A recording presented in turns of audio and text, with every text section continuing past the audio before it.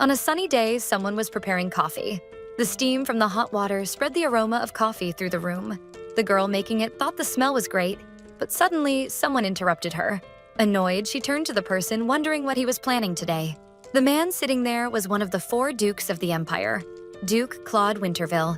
His family carried an ancestral legacy a long time ago. The founder of the family desired immense power. Because of that, he made a pact with the demon, gaining access to monstrous physical abilities. As proof of this ancient legend, the descendants of the Winterville family inherited part of these abilities, being born with extraordinary physical powers. As a result, they produced countless swordmasters, and at only 14 years old, Claude became the youngest swordmaster in the entire empire. The Duke's master claimed he could make the whole empire tremble, a man who seemed like a protagonist straight out of a novel. And with all that, the protagonist wondered what the hell could bring this man there. Placing the cup on her table, the girl politely asked him to enjoy his drink. While the man stared at her with crossed arms, the girl could only question why, of all places, this man would be here. The Duke stated he heard that her ex-fiancé would be visiting the cafe today. Surprised, the barista asked if he was referring to Zenon Olsen. The man she referred to was her ex-fiancé. They had broken up just 4 months ago. The girl had been charmed by his handsome looks, but all that beauty was hiding something. Upon discovering his true intentions, she couldn't stay by his side anymore. If things had gone their course, the protagonist would have married him. Drawn in by his compliments and sweet words, she would have been deceived and accepted his proposal, truly believing he was her prince and would save her from this world. But contrary to all that, Zenon actually wanted to use her to obtain the title of Duke, and she, being discovered by Claude, would have met a painful death by the blade of his sword. Obviously, all of this would only have happened if she had followed the plot of the story she had read. A story now inside the body of a character trying to avoid that fate. The protagonist opened a cafe far from the capital. Even so, despite all her efforts, Claude, the Duke destined to kill her, was right in front of her. Drinking his coffee, the Duke asked if she still had feelings for Zenon, since apparently her ex-fiancé was going to visit her confused. The girl froze for a second, then screamed in denial. She stated the man was coming on his own and hadn't even been invited. In her mind, the young woman thought there were no feelings involved. Feeling relieved they had broken up, thoughtful, Claude pointed out that for someone who had no feelings for him, she had served him quite affectionately. Trying to explain, the girl said that was only because he was a customer. Her cafe was on the verge of bankruptcy, and she couldn't afford to throw out her customers, no matter who they were. If rumors spread that she had expelled someone for personal reasons, there would be no other outcome but the closure of her business. Hearing all that, the Duke said that if that was the case, it had worked well. Annoyed, the protagonist wondered what he meant by that, doubting if the Duke was trying to mock her.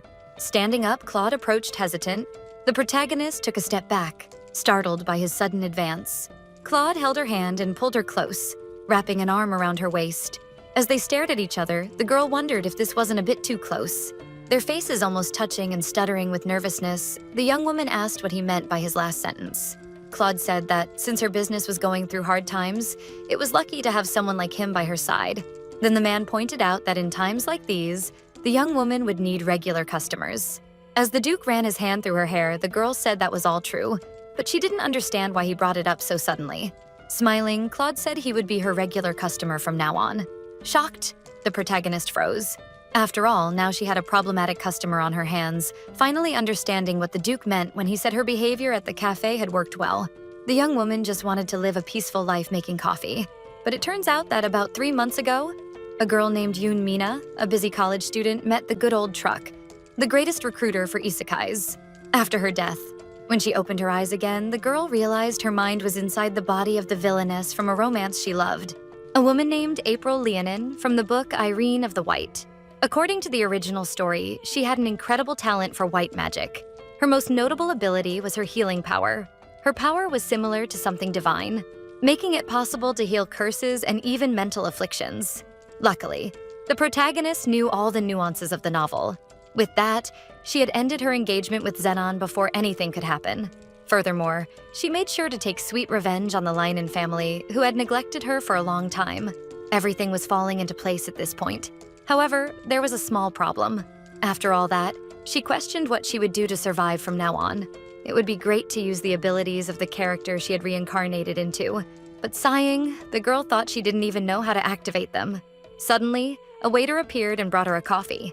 Claiming the protagonist had ordered it, Her eyes lit up and she thought this was perfect. With an old man, she bought a property at an affordable price, then cleaned the windows, swept the floors while suffering from back pain, and then fixed the decorations until everything was finally ready. Just thinking that she was finally opening her own cafe, something she had dreamed of even before coming to this world, brought such an overwhelming emotion that she could even cry. Even though the girl ended up a bit far from the capital due to budget issues, she didn't let that shake her, trying to focus on the positive side of having opened her own cafe, and now not having to worry about dying out of nowhere because of some noble's petty fight. In her past life, all of this would have been an impossible dream. After all, she was always too busy trying to survive, which made such a task basically impossible. Ironically, who would have thought all those years of part-time work would finally serve a purpose? But this wasn't the time to dwell on the past. It was time to forget what was left behind and start over from scratch. 1 month later, the protagonist yawned and grumbled, wondering why she hadn't gotten any customers today. In reality, she knew very well that opening a cafe in a rural area would be difficult, but she didn't expect there to be so few customers. While the girl was getting ready to open the cafe, the local residents always mocked her, wondering if she was really selling anything. After all, to them, coffee and desserts were things only nobles enjoyed, not fitting in with the locality. Some even bullied her, saying that the girl from the capital just wanted to show off a little. The girl still had some funds in reserve, so everything was fine for now. But if she kept going at this pace without gaining any flow, things could get a bit dangerous. April wondered how she could attract more customers, when suddenly she noticed a boy at the window, mesmerized by the view of something. The protagonist realized the boy was looking at the cakes in the display. He had a delighted expression, practically drooling. The door opened and April approached the boy, calling out to him, asking if he didn't want to come in instead of just staring from the outside. The boy looked a bit sad, lowering his head, saying he couldn't. After all, he didn't have any money. The protagonist didn't understand at first, but the boy explained, saying he would need money to eat, but he didn't have any at the moment. Kneeling down and comforting the boy, April said he was right, that he needed money to buy something. But today, she would give him a free sample. And when he asked why, the girl replied with a smile that it was because he was her first customer of the day. And with that, the protagonist joked, saying that his big older sister was also really hungry and didn't want to eat alone, then asking if they could eat together. Happy, the boy asked if they really could do that, and April agreed. With the table set, the boy sat down and the protagonist asked him to enjoy the meal. The boy thanked her and quickly began to eat. She laughed, asking him not to eat so fast, explaining that he could take his time, something the boy agreed with. Drinking a glass of milk, he pointed out that it was really delicious, like little sweet clouds were mixed into the milk. Happy April thanked him for the compliment and thought it was extremely adorable. After all, it was just a bit of honey mixed into the milk. Changing the subject, the young woman asked his name and the boy answered that his name was Asal. The barista said it was a very adorable name. Until that moment, April had no idea. But the little child now sitting right in front of her might be the reason her life would turn completely upside down. In front of the establishment, a woman was shouting, questioning how she was still supposed to deal with this. And irritated, she asked if April was going to say anything in her defense. The girl thought she couldn't quite understand. After all, her way of greeting customers had never made anyone uncomfortable.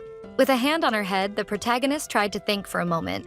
But the woman in front of her then questioned why she was just sighing now, while dealing with the sick child. Asal, who was holding the woman's hand, had a sad expression as he called the girl his sister. Resuming her speech, the protagonist asked if she was really saying that Asal had a stomachache after eating her food. But the woman pointed out that she had already said countless times that this wasn't the case. The incident had started about a week ago when she first met Asal. April had told the boy that whenever he was hungry, he could come to the cafe at any time. However, that was when something happened. The boy was embarrassed, saying he wouldn't be able to pay for it. But the protagonist pointed out that he didn't necessarily need to pay with money for his food, and said that instead, Asal could bring her some fresh flowers, saying she needed some for decoration, thus trying to make a fair trade with the boy. She asked for his opinion, and smiling, the boy said that would work very well. The next day, Asal started bringing her bouquets regularly, and thanks to him, the cafe was always filled with the fresh scent of flowers every day. A week passed at this point, and today, as usual, April was planning to share a meal with the boy.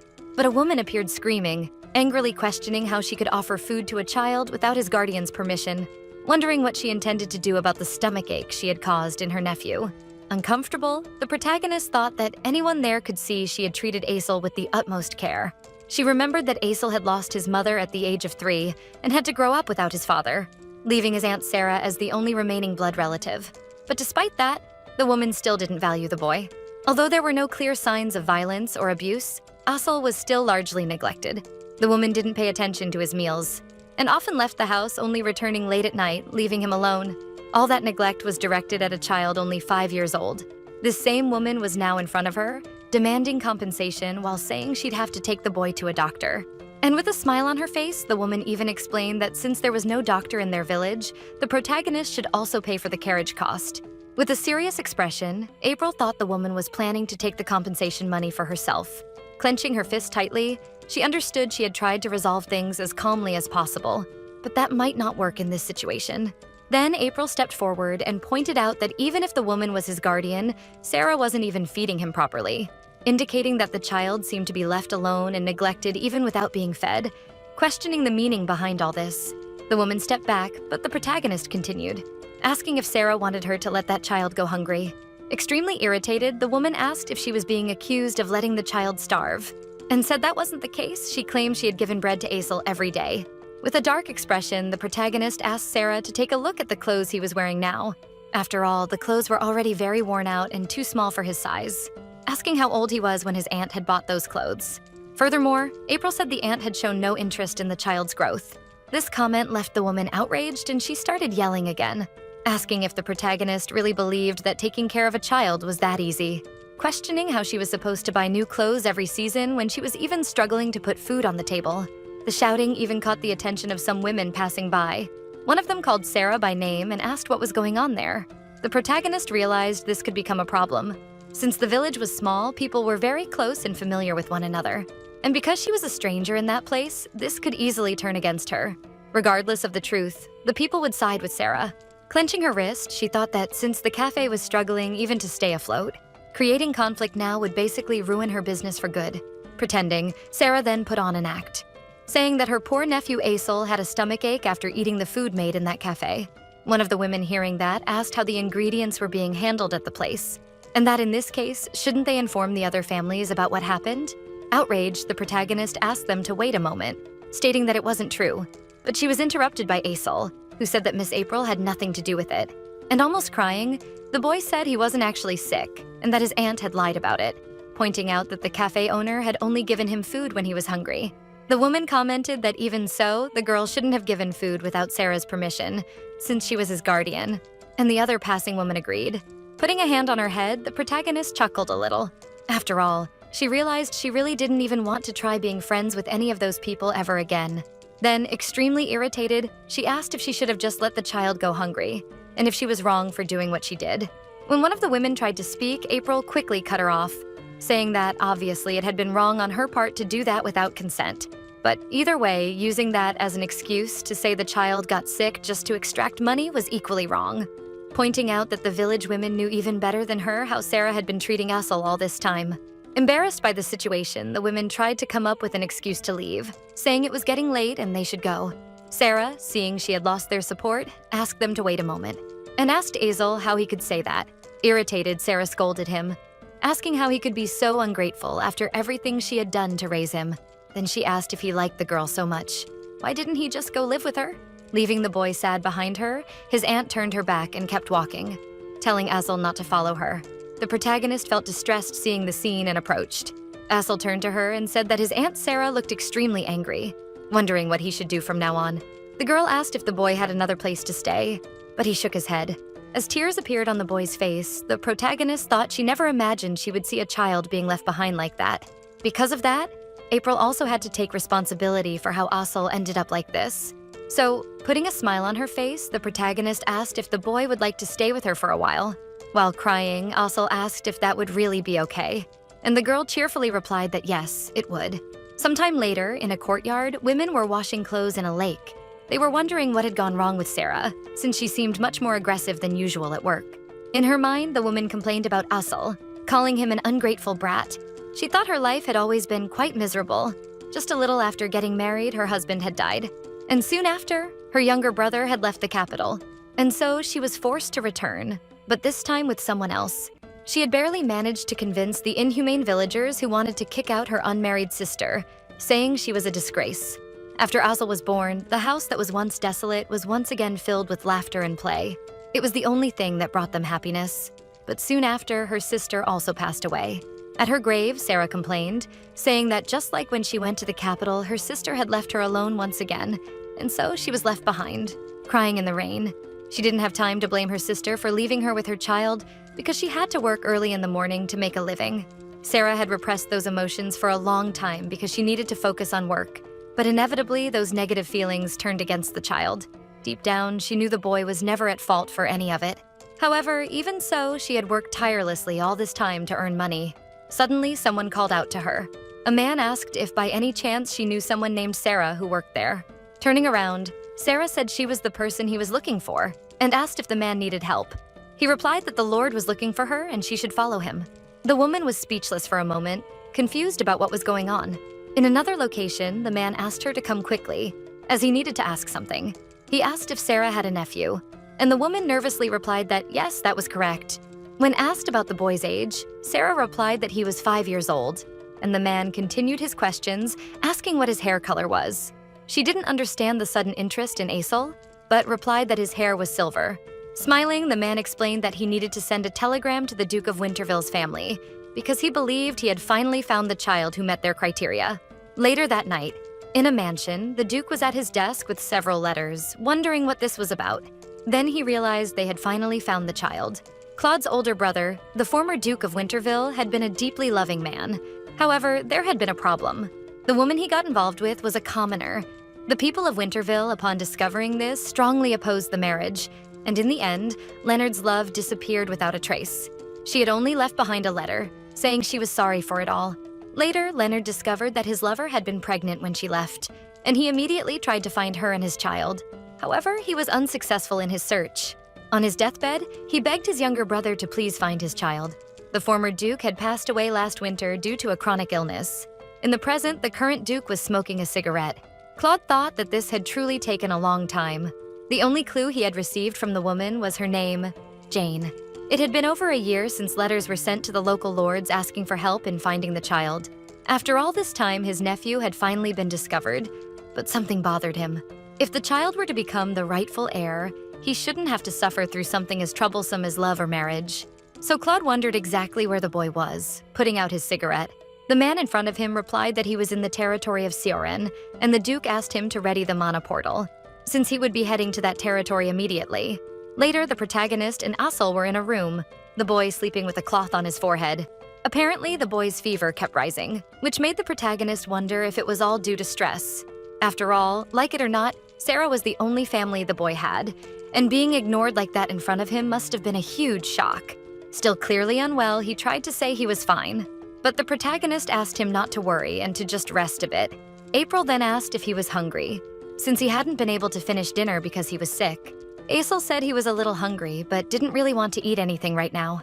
The protagonist thought that apparently his throat was quite swollen, so it was normal for him to have no appetite. Trying to cheer him up, April remembered she could give him a bit of hot chocolate. The boy didn't understand, asking what that was. The young woman replied that it was just something delicious. Already in the kitchen, she prepared a chocolate solution in a bowl over a water bath, thinking that it was something all children liked. But either way, if his fever didn't break and started to drop quickly, they could end up having problems. She remembered Sarah saying there wasn't a doctor in the village, so because of that, finding first aid would be very difficult. And unfortunately, there were no medical supplies in her home. As an outsider there, the girl had no way of knowing something like this would happen. April even asked the local villagers, but all she received was rejection and mockery. Irritated, she thought that this was unacceptable. After all she was asking for was help for a sick child. But there was no point in getting angry now.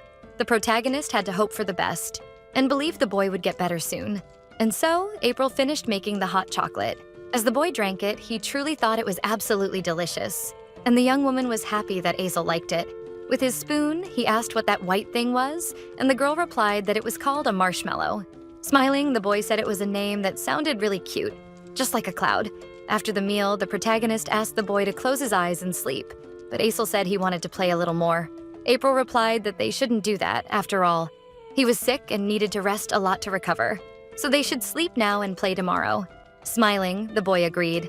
The next day, the protagonist was sleeping in the corner of the bed while Asel called out to her. While April was still waking up, her eyes sleepy, the boy, sitting up on the bed, said that his fever was gone, happily saying he didn't feel any pain anymore. Surprised, the protagonist thought something was wrong and asked to check. After all, the boy hadn't taken any medicine, so there was no way he could have improved that much. Placing her hand on his forehead, April realized that what he was saying was true. But worried, she still asked if Azel really felt better. And smiling, the boy replied, yes, that he didn't feel any pain anymore, saying it was all thanks to her hot chocolate. The protagonist sighed happily, and pinching his cheek, she asked if Azel would like another cup. But the boy tried to lie, saying no. April said she figured she had no choice, saying she was going to make another one for him. Cheerful, the boy asked if that was true, but the protagonist said they should at least buy some bread for breakfast first. Arriving at the bakery, a woman with crossed arms said she was sorry, claiming all the bread had been sold for the day. But that was clearly a lie, with many loaves still on the shelf, which outraged the protagonist. Shaking her head, the vendor explained that all of them were reserved. The protagonist realized she was really a liar since she had seen a child buying a bag of bread just moments ago. All of this was just discrimination. Feeling the squeeze on her hand, Azel called her. But trying to remain positive, she said it was okay, and that she would bake some bread herself.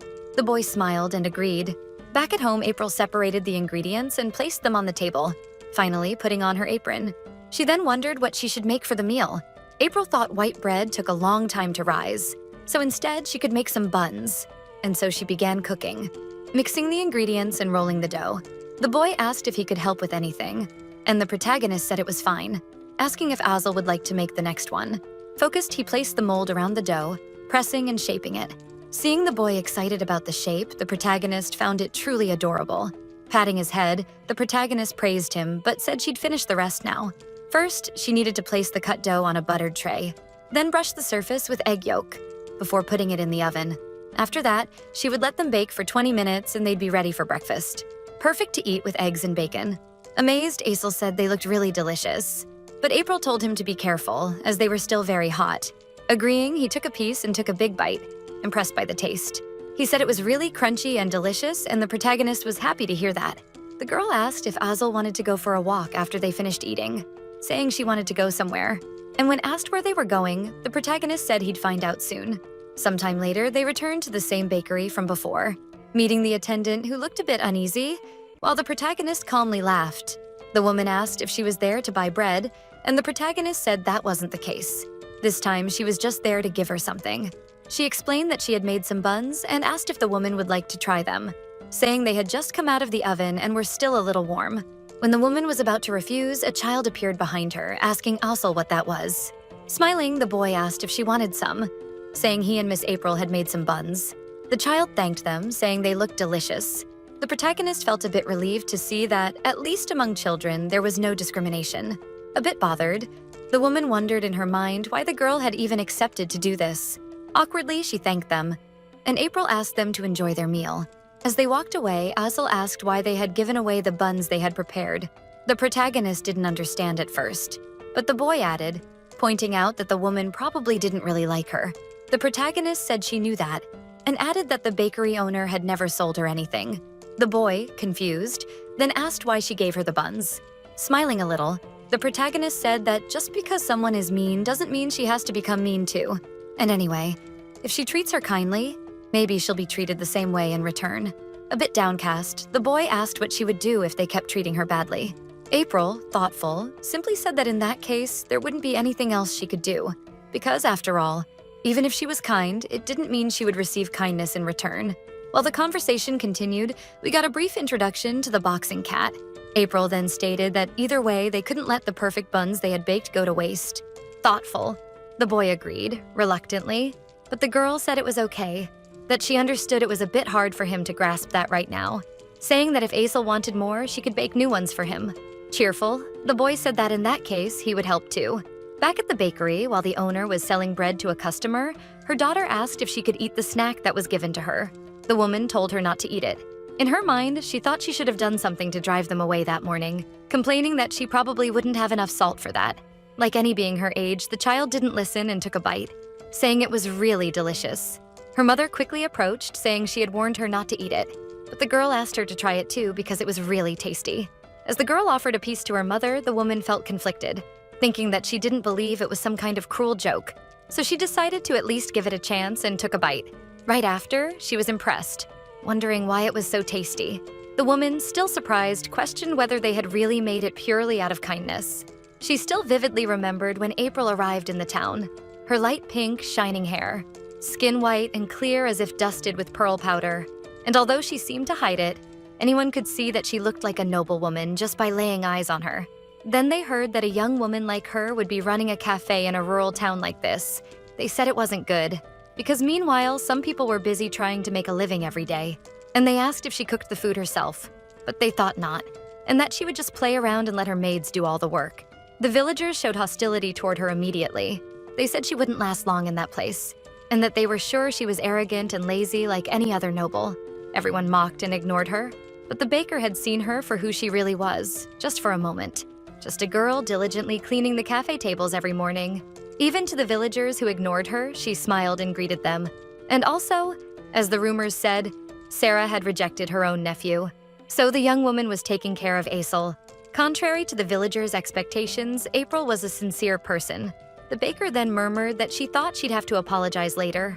Smiling at her daughter, she asked if she wanted to go to the cafe with her mother, and that in exchange for the buns, she would also bring some bread. Moments later, that same day, the baker and her daughter brought bread as thanks for April and Aisel. The girl received them with a big smile on her face. After that meeting, April was left baffled, wondering what the hell the baker had told the other residents. After all, her cafe was full of people.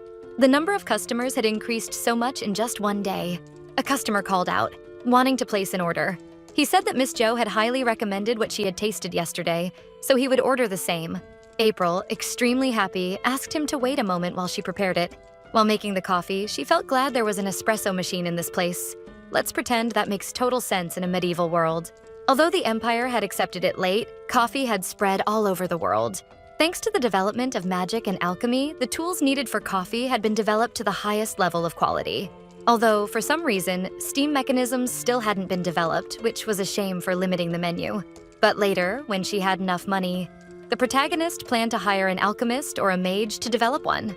Then she served the coffee to a customer, and when the customer took a sip, she asked what kind of coffee that was, saying it was sweet and delicious. April replied that it was called a vanilla latte made with coffee mixed with milk and vanilla syrup, explaining that even if someone was new to trying coffee, they wouldn't feel overwhelmed by the taste. She proudly watched all her customers enjoying the coffee and desserts. Meanwhile, Aisel was saying goodbye to the customers who were leaving, wishing them a great day.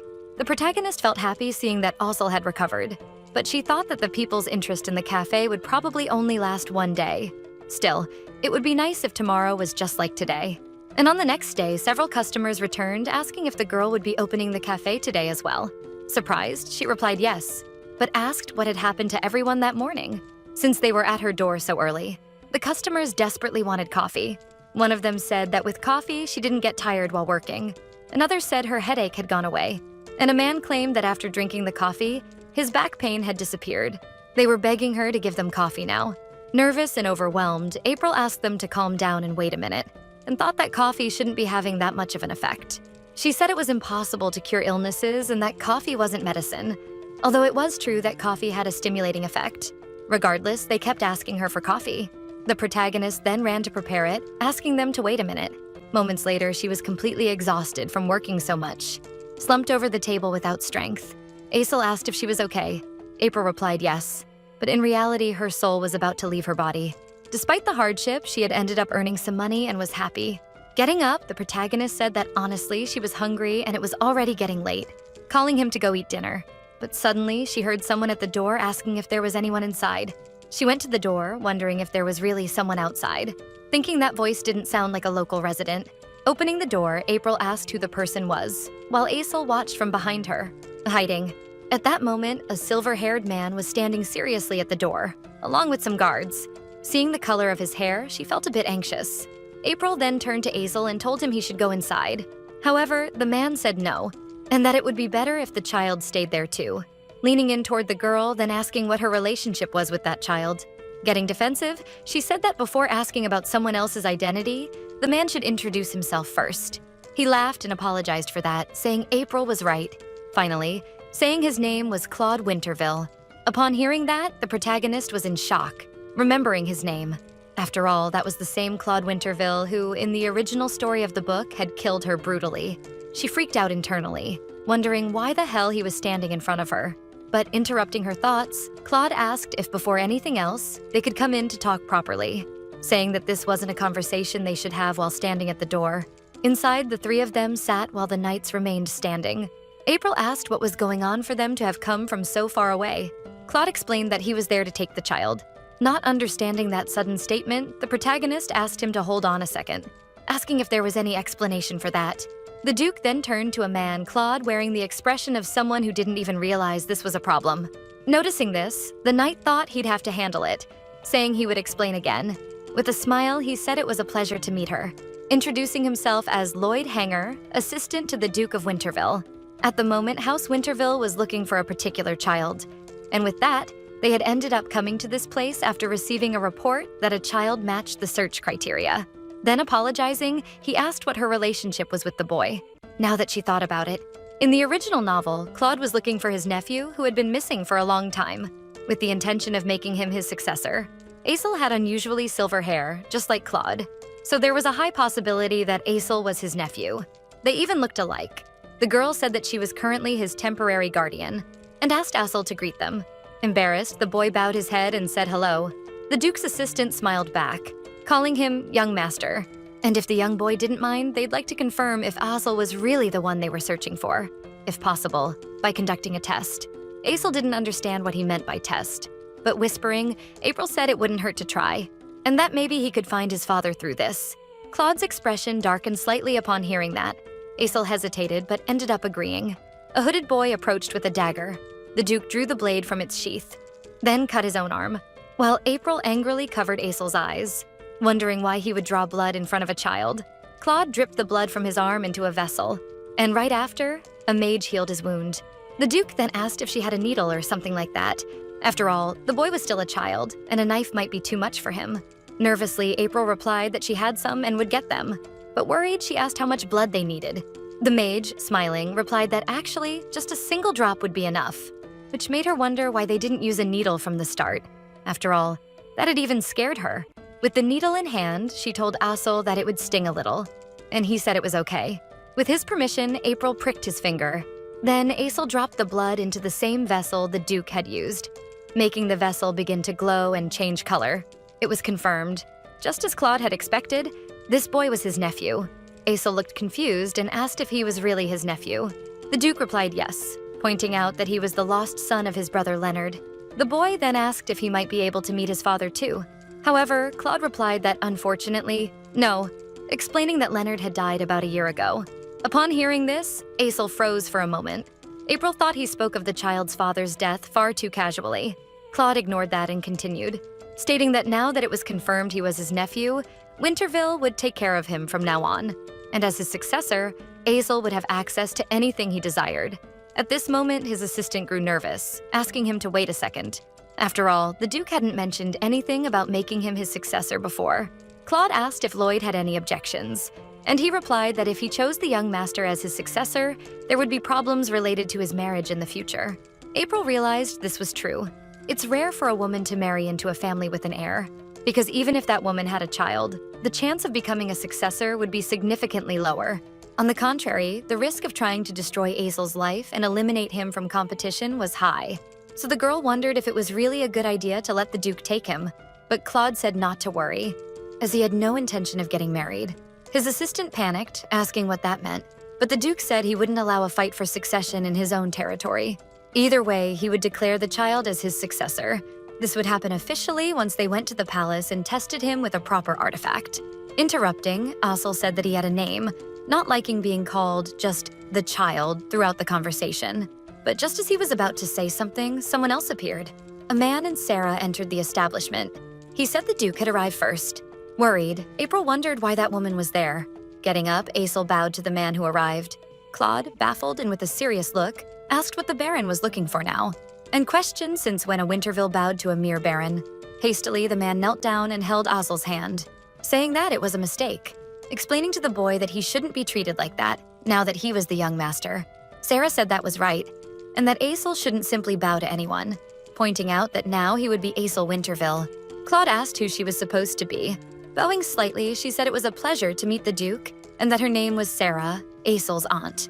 The woman continued, claiming to be his only family and lying about getting along well with him, saying they were so close the boy got anxious without her around. April quickly realized the lie. After all, the woman had abandoned the boy in her care and simply left. Smiling, she said that if it was all right, she'd like to go to Winterville with them. But her speech was quickly cut off by Claude, who asked if by chance she thought he was stupid or something. Standing up, the Duke asked if she wasn't the one who had abandoned that child right there and disappeared. Thus, he stated that he was only here to take his nephew. Sarah shouted, telling Claude to wait a minute, and asked if he was saying it was okay for Asel to feel anxious. But he said it didn't matter, pointing out that anyone from Winterville would adapt easily. Noticing that Asel was restless, April asked if they shouldn't hear his opinion. Maybe he didn't want to go to the Winterville mansion like that. Sarah interrupted her, doing the only thing she had done so far, yelling.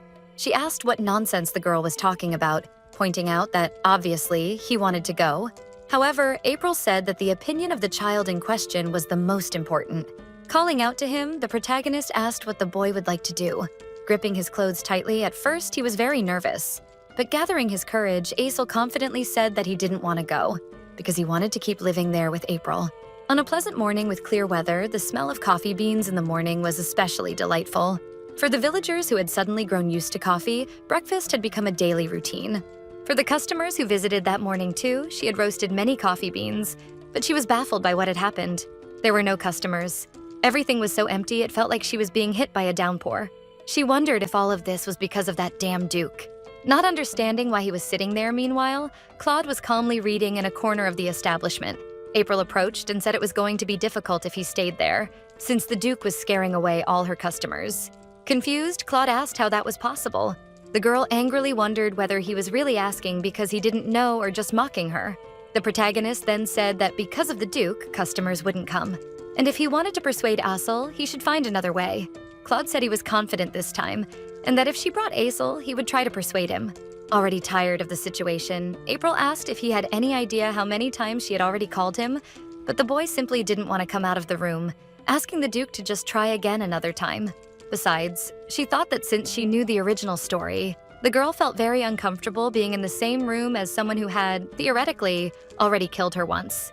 Claude said that, by the way, she had mentioned there was a problem with business because of him, so he asked if it was all right if he stayed there as a customer. April said that wasn't what she meant, but was quickly interrupted. And pointing to the menu, the Duke said that solving this problem would be quite simple, then asked her to bring him everything on the menu. While preparing the coffee for Claude, the protagonist thought she was even happy with the sales. However, she wondered if the Duke was really planning to let things go again like he did today. Previously, she had warned him that making everything on the menu would take a long time. In response to that, Claude simply said that for today, it would just be 10 Americanos, enough to give any living being an arrhythmia. Even so, she thought maybe it was convenient, thinking that if this really increased her sales, she could just let him do whatever he wanted for a while. By the way, she never thought her first Americano would be for a Duke. Although April found him a bit annoying, she still hoped he would like her coffee, the coffee cup lightly glowing in the background. She then brought the Americano along with pancakes to Claude, but he asked what that was, saying he hadn't ordered it. April quickly explained that the dish was on the house, and that it was the first time a customer had ordered 10 drinks at once in her cafe. By the way, she asked what she should do with the other 9 cups. Looking to the side, Claude asked her to wait a moment. Then, noticing his guards outside, they all came in and sat down, occupying the cafe's seats. The Duke said the remaining cups should be given to each of those men. Soon after, everyone started enjoying the coffee. Even so, there were still 3 cups left, and the protagonist wondered what to do with them. At that moment, by sheer coincidence, 3 women appeared at the shop asking for coffee. However, when the women saw the Duke, they were immediately surprised, apologizing and saying they didn't know he was there. Claude said it was all right, and that they should do whatever made them feel comfortable. They tried to decline the Duke's offer, but finally gave in when he said he didn't mind. So despite their nervousness, they entered. Watching all the commotion, April found it extremely irritating, thinking he wasn't the Duke of her cafe. Claude then told the girl that she could give the remaining 3 cups to the young women. Agreeing a bit awkwardly, the protagonist quickly served them their coffees. They looked confused for a moment. After all, they hadn't even ordered anything yet. The protagonist informed them that this was an American-style coffee and pointed out that the Duke himself had bought it for them. The girl asked them to enjoy the drink. Also, smiling, she explained that an Americano could be a bit hard to drink, and if the taste was too strong, they could add a little syrup to sweeten it. One of them said she'd at least try it first. April thought that if it was someone's first time trying coffee, an Americano right away might be a bit too strong for their taste. Right after the woman took a sip, the protagonist asked if they would like to add the syrup.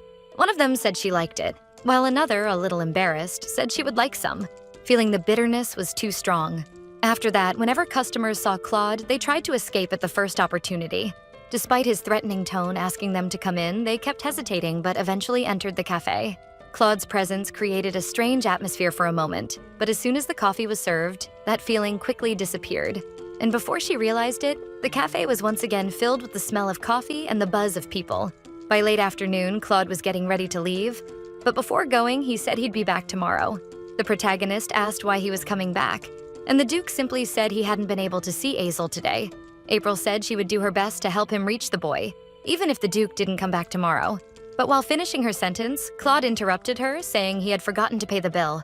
Then he asked her to accept this, placing a dozen gold coins on the table. Shocked, the protagonist wondered why it looked like there was way more than there should be. April then asked if that wasn't too much. Claude pointed out that it was because of him. After all, due to his presence, the girl had barely been able to work properly, and asked if that amount was enough to cover the trouble. He also asked April not to refuse and just accept it as compensation.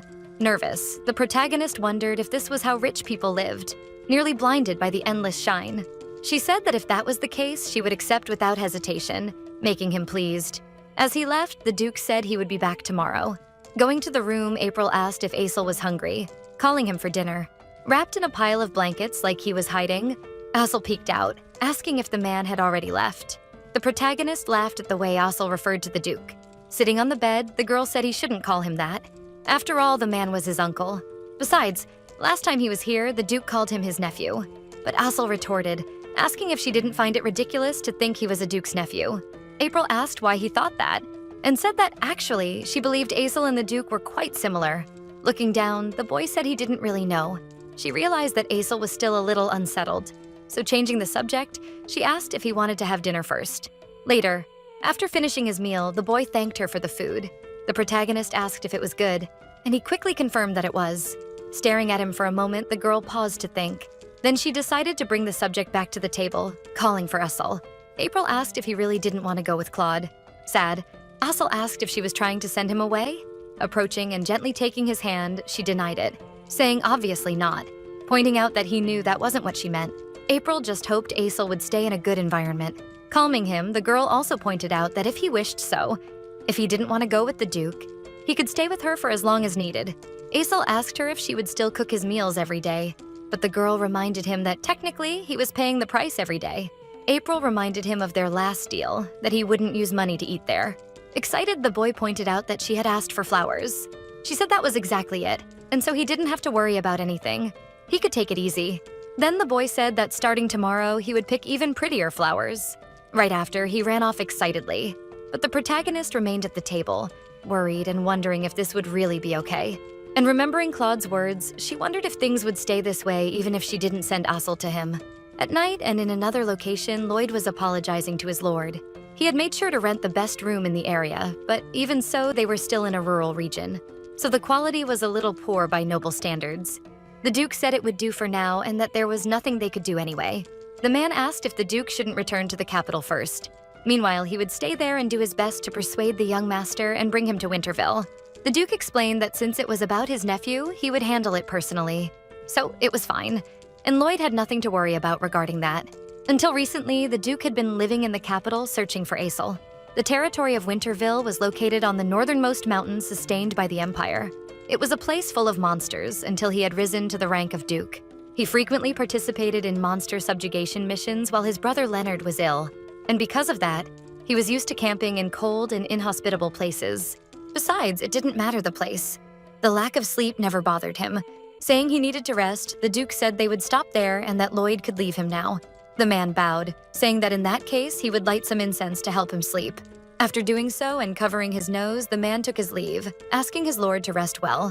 It happened that the Duke had incredible physical capabilities, but this was both a blessing and a curse for the Winterville family. As if to prove the legend that the Winterville family had made a pact with demons, the direct descendant of the family was born with monstrous physical abilities. However, in exchange for this ability, demonic energy gradually built up in his body. If his demonic energy accumulated too much, he would become more sensitive, his 5 senses developing in an inhuman way. And because of that, his body would react easily to even the smallest sound, even while sleeping. Thus, it had been years since he was truly able to fall into a deep sleep. Annoyed, Claude thought that the incense wasn't working much anymore, but it was still better than nothing. The next morning, Claude awoke with the sun on his face, wondering if it was already morning.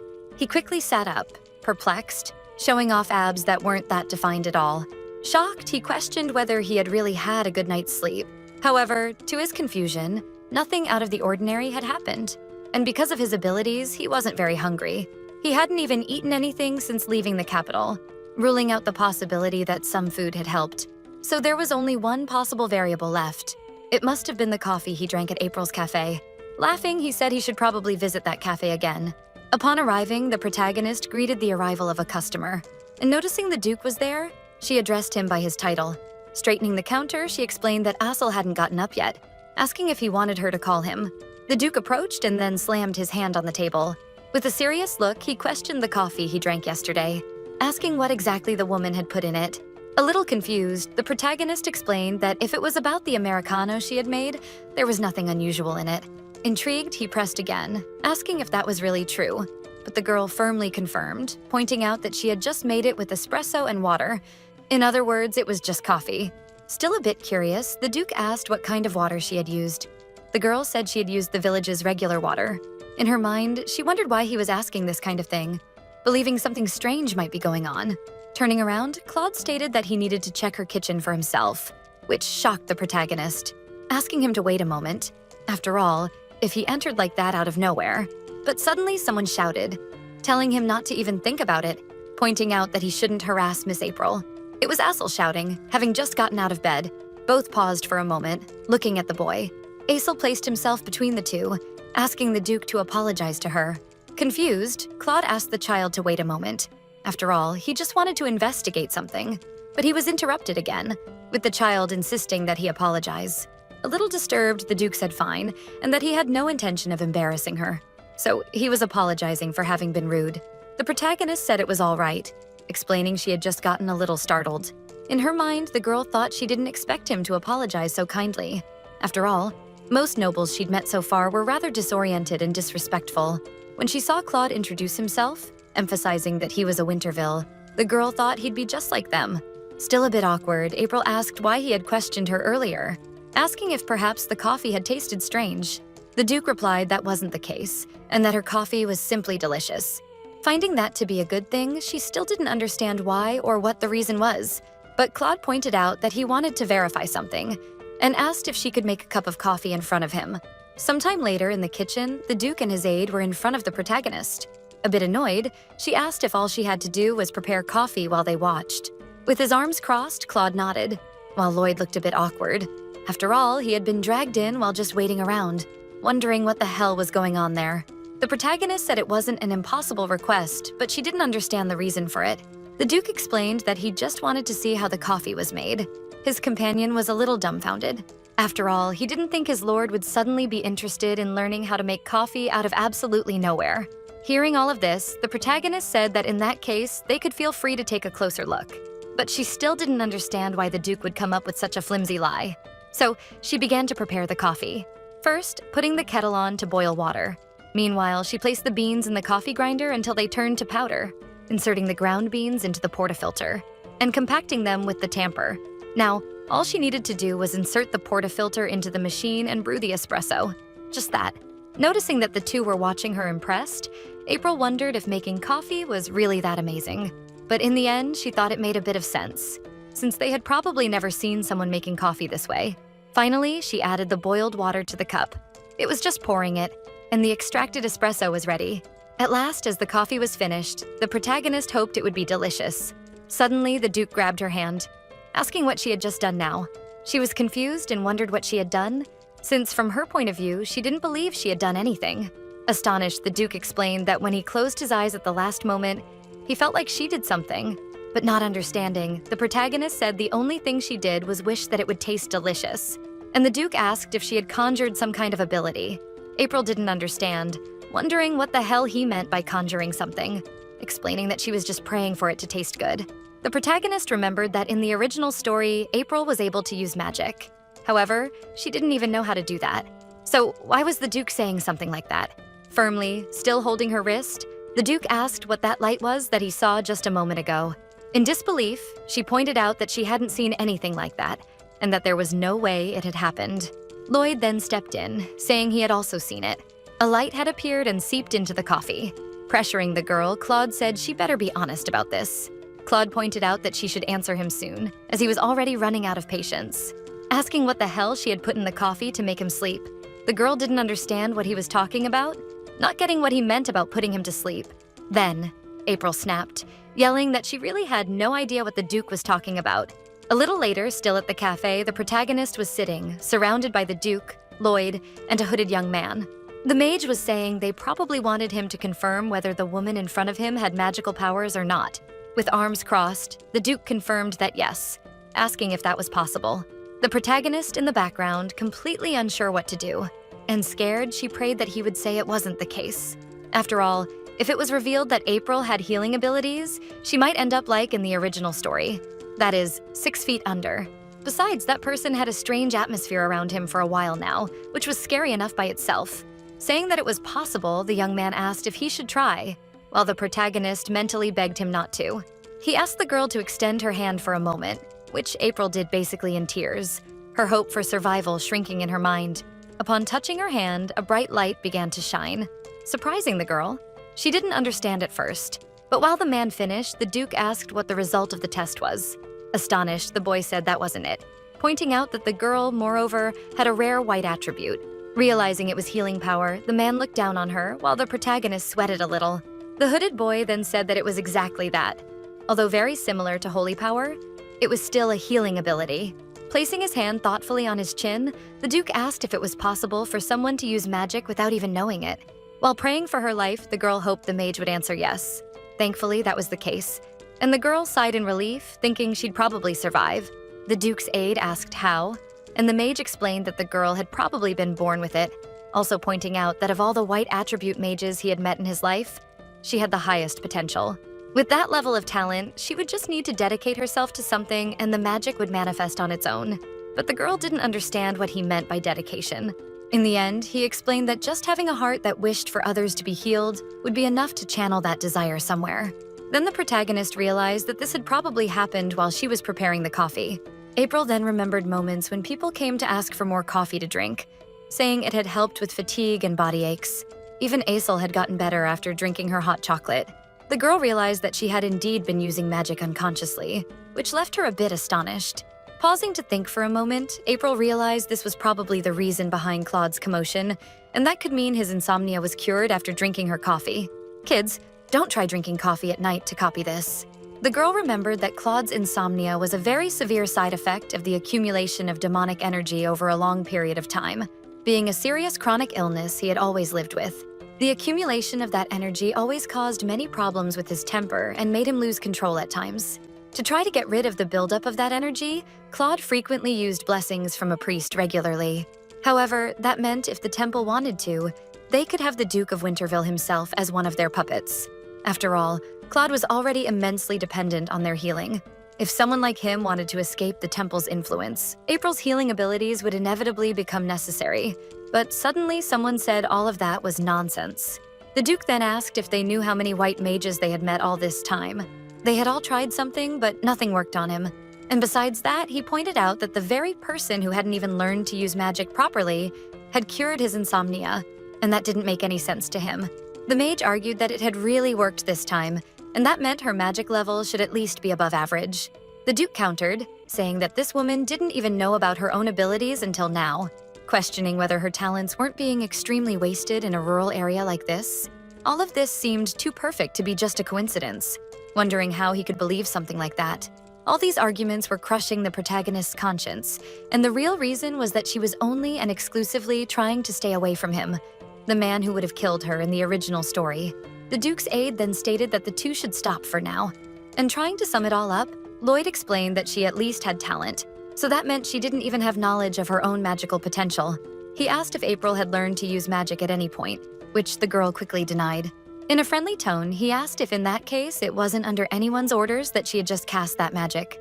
Frightened, she said obviously not, wondering how he could suggest something so dangerous with a smile on his face. Lloyd continued, saying that his lord had probably misunderstood, that it was all just a misunderstanding, so he could stop now.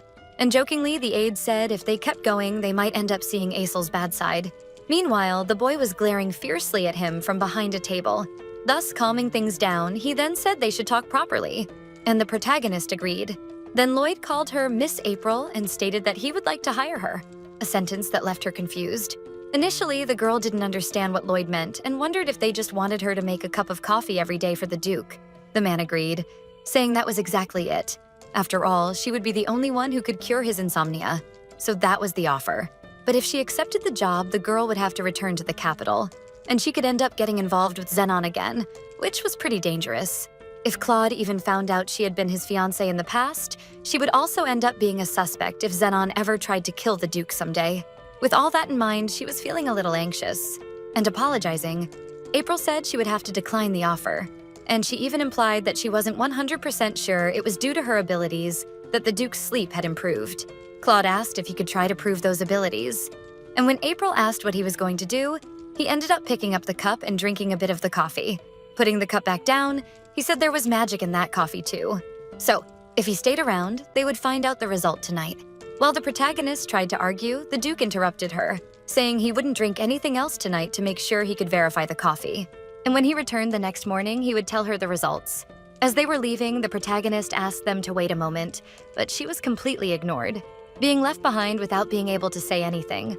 Basically, that day, Claude had dropped a bomb right before leaving.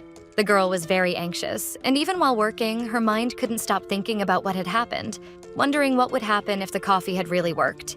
She questioned whether she should just run away. And Aisel, noticing her strange behavior, asked if everything was all right. Even at night, she still couldn't stop thinking about what happened, thinking Claude would do everything in his power to find them, wherever they went. The next day, the protagonist had huge dark circles under her eyes, while Claude, radiant, greeted her with a good morning. Apparently, she was the one who ended up losing sleep instead of him. Claude then said that this was really confirmed now. Her coffee really was the reason the Duke had managed to sleep better. A little downcast, the protagonist thought she had no reason to say anything else, and asked that they first come inside. The Duke and his aide sat at the table while April served them. Placing a cup on the table, the girl stated that just as she had explained yesterday, she was still willing to decline the offer. Claude asked if she would still say that even with a salary of 300 gold coins, shocking the protagonist with the amount. And doing the math in her head, she realized it was an absurd amount for just one cup of coffee. But the girl realized it wasn't just about the drink. Curing Claude's insomnia meant something much deeper. In the original story, the female protagonist had managed to cure him. Just like April, the woman was also a white attribute mage. And by helping him with treatment, they ended up falling in love. But there was still about a year until the time the book started. So she considered working for a year, earning 3,000 gold coins in the end. Noticing her hesitation, the Duke pointed out that they could still adopt a confidentiality clause, adding 200 gold coins per month. The amount of 500 coins left her speechless, her heart almost skipping a beat. With all that money, she could live her life never worrying about money again. But even so, the girl couldn't just give up on her dream like that. So April told the Duke that her dream was to have her own cafe, not to become a personal barista. Standing up, Claude said that if that was the case, she could have said so earlier, asking her what she thought about opening a coffee shop in the capital. Startled, April asked if she could really do that. The Duke pointed out that yes, she could, explaining that the girl could work normally in the cafe during the day, and all he wanted was just a cup of coffee before going to sleep. The aide drank his coffee calmly while the two debated, apparently already used to Claude's negotiations. The protagonist argued that it was too much money, and Claude said it was a fair price for her skills, adding that he would also provide the funds for the cafe. The Duke concluded, stating that the name and profit would be entirely hers. That was the final blow. Everything was just too perfect. The protagonist's emotions took a critical hit upon hearing that, placing her magically still full cup on the table. The man thought everything was already settled. The protagonist was finally knocked out. Gathering her strength, April said she would definitely do it.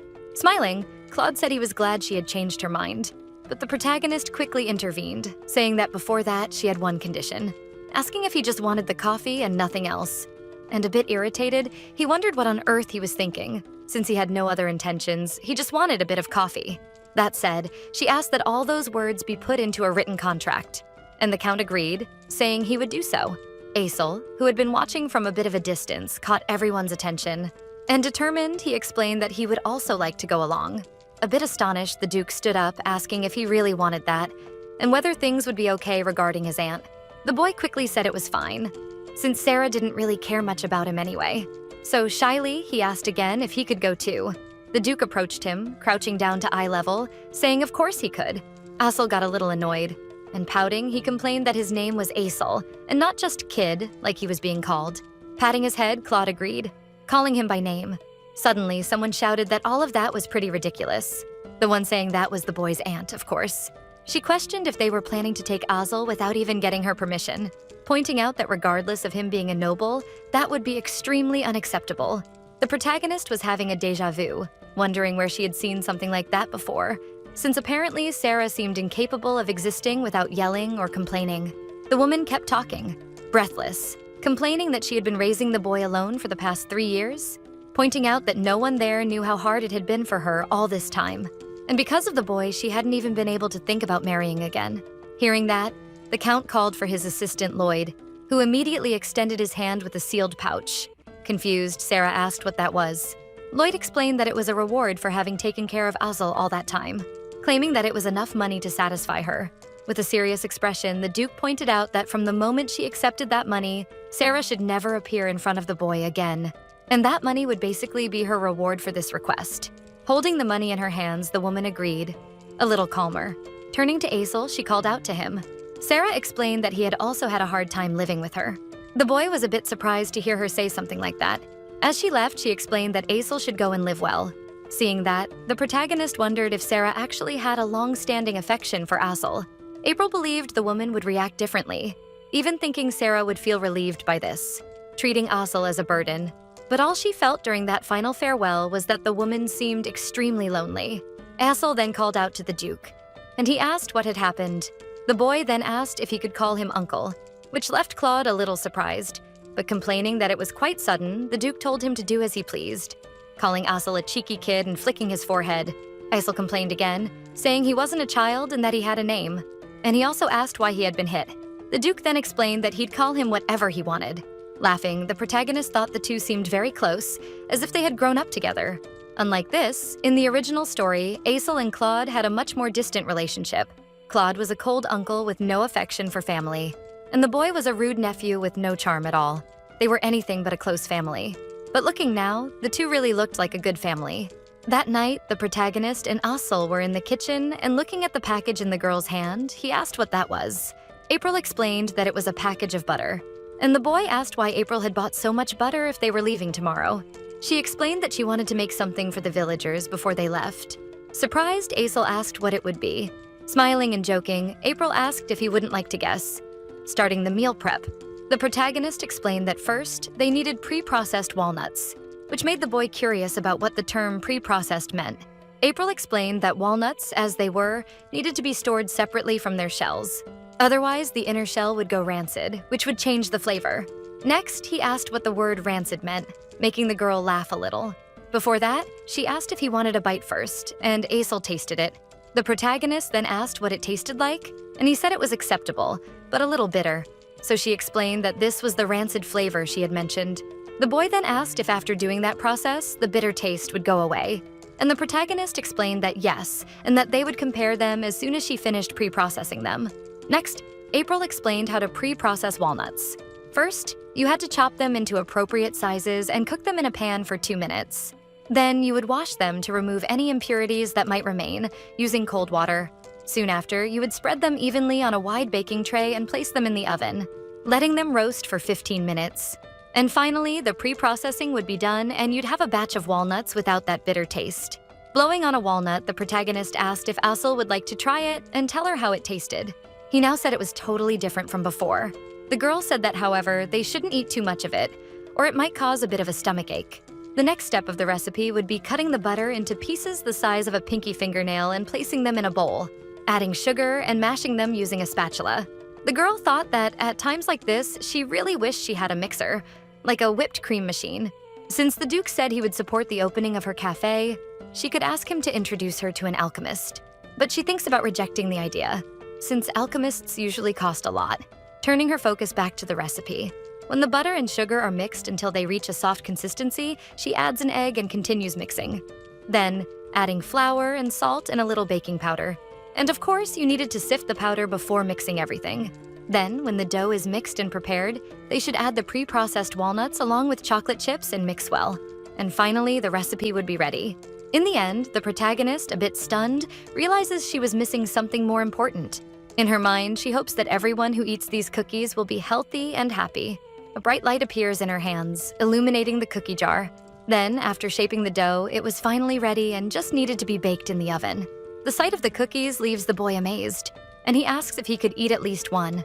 A bit unsure how to respond, the protagonist thinks there's a lot of chocolate in them, so she needs to wait for them to cool down a bit. So April decides she'll give him just one cookie, which should be fine. She explains that he could take one, but since it's already late, Aisel would only eat one, which the boy happily agrees to. The next day, the protagonist and Aisel walked through the village handing out the cookies they had made the night before. A woman thanked her, saying she would enjoy them well, and the protagonist said she didn't do anything special, thanking them for everything they had done over time. The woman pointed out that they should come back later to visit her, as she would make delicious bread for them. She and her little girl said goodbye to the boy, asking Aisel to take care. He replied, telling them to take care as well. The protagonist was feeling that something was strange. After all, to her surprise, everyone was reacting well to her. So, saying that now they should go, April thinks that maybe this town had grown a bit on her. After everything they handed out, only 2 little bags of cookies remained, and Aisel looked at her with a bit of interest. April asked if the boy would like to take them, but he quickly refused. A bit confused, the boy asked if April could give him the remaining cookies, since there was someone he really wanted to give them to. She said that was fine, but asked the boy to be careful and return safely. Later, it started raining in the village, and the two walked with umbrellas toward the Duke. Claude was waiting for them, asking if they had finished everything they needed to do. The protagonist explained that yes, and that they were returning. April recalled that many things had changed from the original story. She had broken off her engagement with Zenon Olsen, and Aisel and Claude had managed to develop a closer relationship, the boy even giving him the last remaining bag of cookies. But despite that, she couldn't stop worrying a little. But trying to be positive, she was sure everything would be fine once they arrived in the capital, riding in a carriage drawn by 2 white horses. From inside, the protagonist thought that having money was truly amazing. After all, they arrived in the capital in just a few minutes through a mana gate, wondering how rich the Wintervilles really were. The protagonist and the boy looked out of the carriage, finding everything so cool, while the Duke simply watched them without reacting. Shortly after, Aisel pointed out that there were many people outside, and April said that, come to think of it, it was the boy's first time in the capital. Agreeing with that, he asked the Duke if that was where his house was too. Claude confirmed that yes, and said that from now on it would be his home too, pointing out that they should arrive soon. Passing through the gates of a property, Claude got out of the carriage. In front of him, several servants waited to welcome him back. The Duke then held Aisel in his arms, surprising him and lifting him from the carriage. And placing him on the ground, Claude apologized if he had scared Aisel, and the boy said it was fine, finally thanking him. The protagonist thought that for some reason that made her heart skip a beat, and Claude suddenly extended his hand to her. April initially didn't understand what was happening, or why he was extending his hand to her, wondering if he would help her too. The Duke asked why she wasn't coming and if something was wrong, but in her mind, the girl asked to wait a moment. The protagonist wasn't sure if the April from the story had ever held hands like that with a man, and she herself had never held anyone's hand in her life. The girl was afraid she wouldn't even be able to control her anxiety. Claude chuckles lightly, and taking her hand, he pulls her close. With her by his side, the Duke ironically asks if she wasn't seriously getting shy right now, a line that leaves the butlers speechless. Still holding his hand, the protagonist's face turns red, a little embarrassed. April tries to hide it, saying that, actually, she wasn't.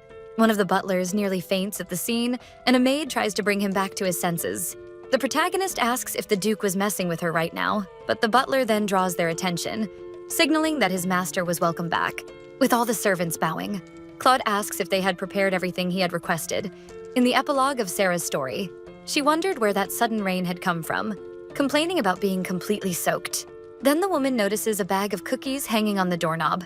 Taking it, Sarah begins to read the message that was written. In it, Aesol said thank you to his aunt, expressing gratitude for everything she had done so far. Holding that and almost crying, she thinks that she ended up losing her chance to apologize. Back at the mansion, the butler explains that, just as he had commanded, they had prepared the emerald room and the guest room. Claude then says they did a good job. The butler turns to Aesol, asking who this young man might be. The Duke then explains that this child was his nephew, Aesol Winterville.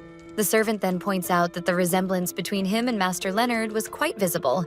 Curious, the butler also asks who this young lady was, probably thinking she might be a romantic prospect for the Duke.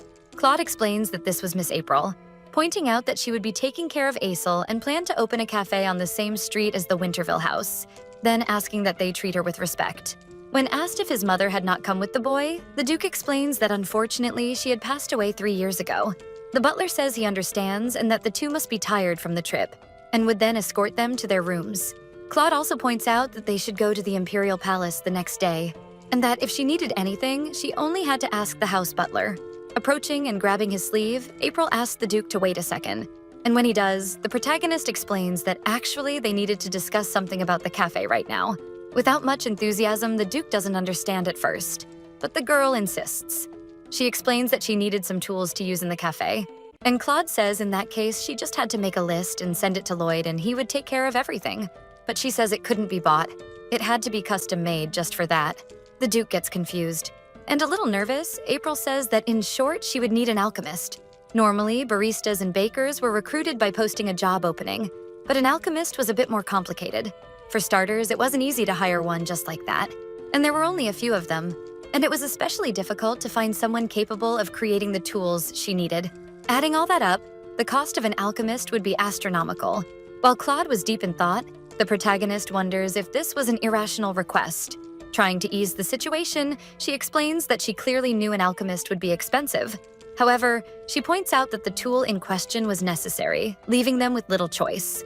Gesturing for her to calm down, the Duke asks if she really thought he would reject her request, just because of the cost. And a little awkwardly, she asks if that wouldn't be the case. Feeling unworthy, the Duke jokes, saying he didn't know she cared so much about the finances of House Winterville. The protagonist explains that it wasn't exactly that. She just didn't know how much he was willing to invest in her cafe. After all, the salary she would be receiving was already relatively high. Smiling, Claude says that he had already stated he would handle the financial support for everything she needed, and that her salary and the investments for the cafe were separate matters.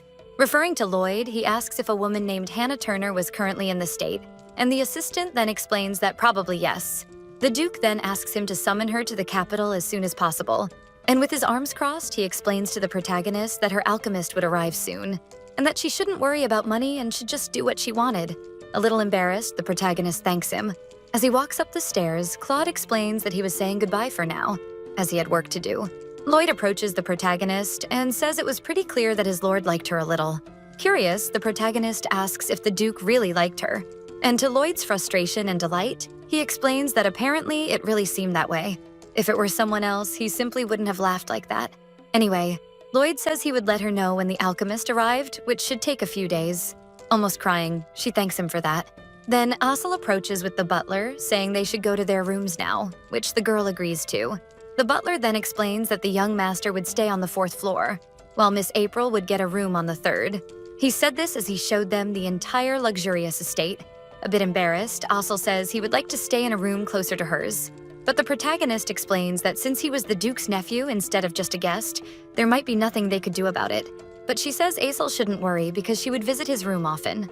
A little awkwardly, the butler explains that that was exactly the case, and that the Duke had instructed him to guide Miss April wherever she wanted to go. Cheerful, Aesol asks if that meant the protagonist would continue staying there with him. She explains that of course she would, even though she thinks it won't be forever. It wasn't something that needed to be said now, after all. She didn't want to hurt Aesol. So April says they should go take a look at his room, and holding her hand, he agrees.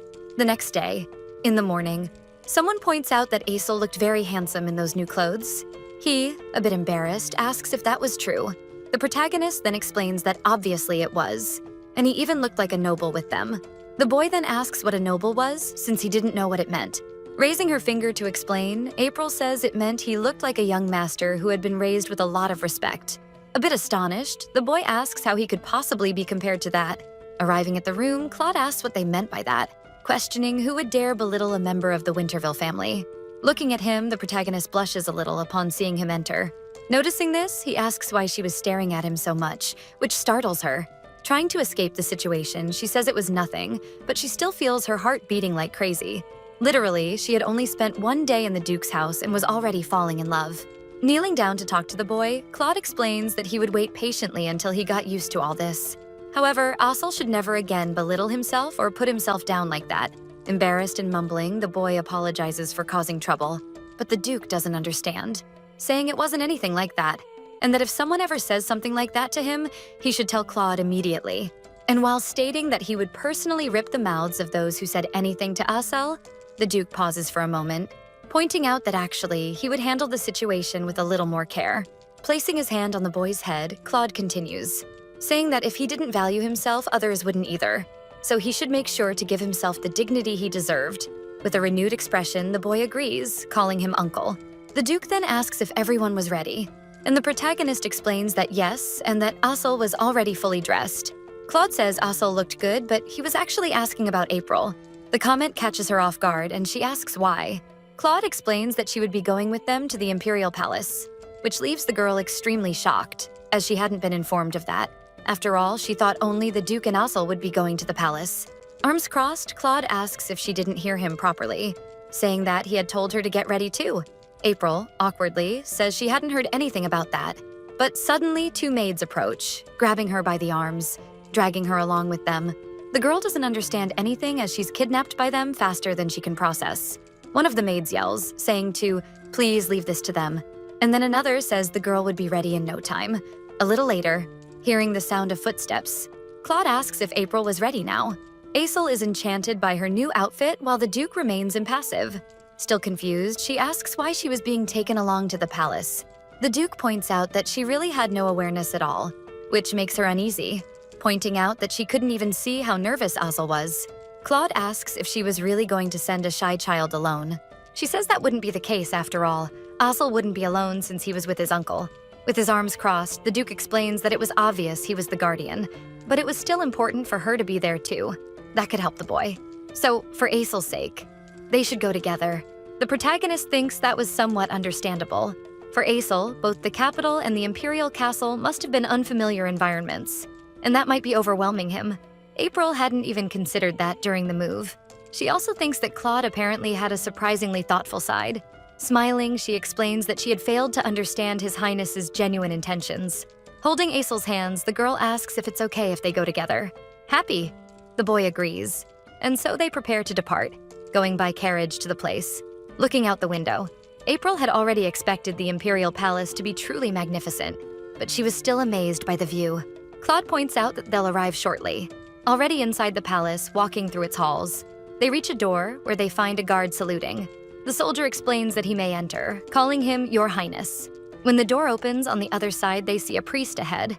The three walk in together, and upon arriving, Claude comments that it had been a while since they last saw each other, and then asks Asel to come closer. They were going to officially check if the two had a blood relation. The protagonist thinks this was just an official procedure, but even without a reason, she was still nervous.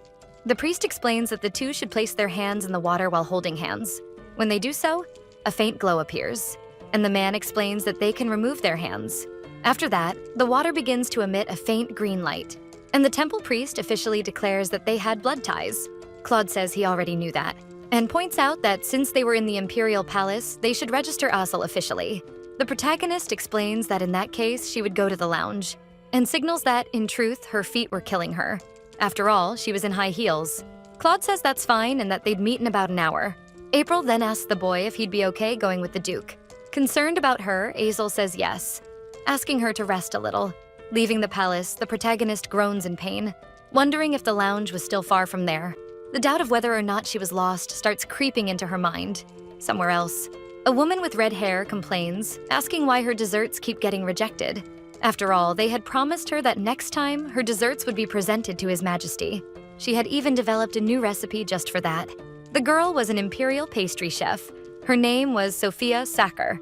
Indignant, she asked what the reason for this was. A few days ago, a man pointed out that Sophia had already been working for 2 years as a professional pastry chef, so she could start making desserts for His Majesty. the one saying that was the palace's head chef himself. Hearing this, the young woman gets excited, asking if it was really true. The man affirms again. However, he adds that they couldn't serve a regular dessert to someone so important, asking the girl to make a dessert that His Majesty had never tasted before. Sophia had started cooking when she was just 15. She did any task she was assigned and always worked hard, focusing entirely on her desserts. The memories of people asking if the dishes were already clean still lingered in her mind. She became a certified pastry chef about 2 years ago. However, that didn't mean they would give her a chance. After so much effort, after so much time, finally an opportunity came up. She wondered if all of this was because she was a woman. From time to time, someone would make a joke about it, even saying she should be at home studying to become a bride. But she tried not to let it bother her, still fulfilling all her duties. She could endure that kind of situation as long as she could keep baking her pastries. Sophia wondered how they could mock her without even tasting her desserts. The girl states that she knew she had been ignored all this time, but still, it wasn't right to ignore her dessert without even tasting it. That statement sparked something in the chef. Annoyed, he asked what she meant by that, saying he asked for something His Majesty had never tasted, and she just showed up with a regular ganache cake.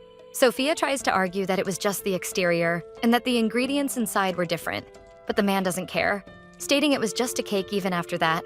Trying to grab him by the shoulder, the young woman asks him to taste it for himself. Pulling her arm forcefully, the chef yells, irritated for being bothered over a simple cake.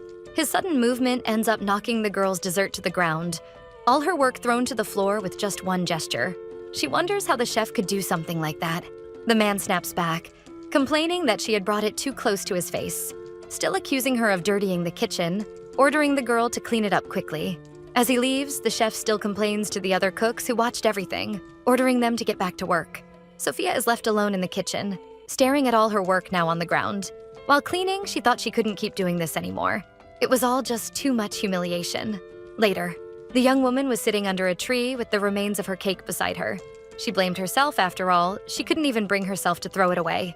Suddenly, the protagonist approaches, apologizing for bothering her. April cheerfully asks her where the lounge was. 10 minutes earlier.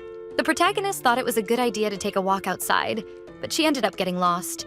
After all, around her she could only see a dozen trees, wondering where she was. But the girl spots another person nearby. With her strength renewed, she thinks that just asking would make everything fine. Back to the present, all her energy disappeared in the next instant. After all, the atmosphere was horrible since she had arrived just when Sophia was crying. Despite the awkward atmosphere, April still says hello, trying to approach the girl. And sitting down a bit unsure of what to do, she says her name was April. Turning to her, the protagonist says she didn't need to worry, since she was a nice person who just got a little lost, stating that the streets of this place were really confusing. Still with her head down, the red-haired girl introduces herself as Sophia Sacher. The protagonist remembers that name was a bit familiar to her, especially the last name Sacher. She also remembers that this cake looked extremely familiar to her. At first glance, it looked like just a regular chocolate cake, but inside it had something different. The protagonist then asks if the filling inside the cake was apricot jam. Sophia is surprised, asking how she knew that. After all, she hadn't told anyone. The protagonist then gets startled, confirming her suspicion.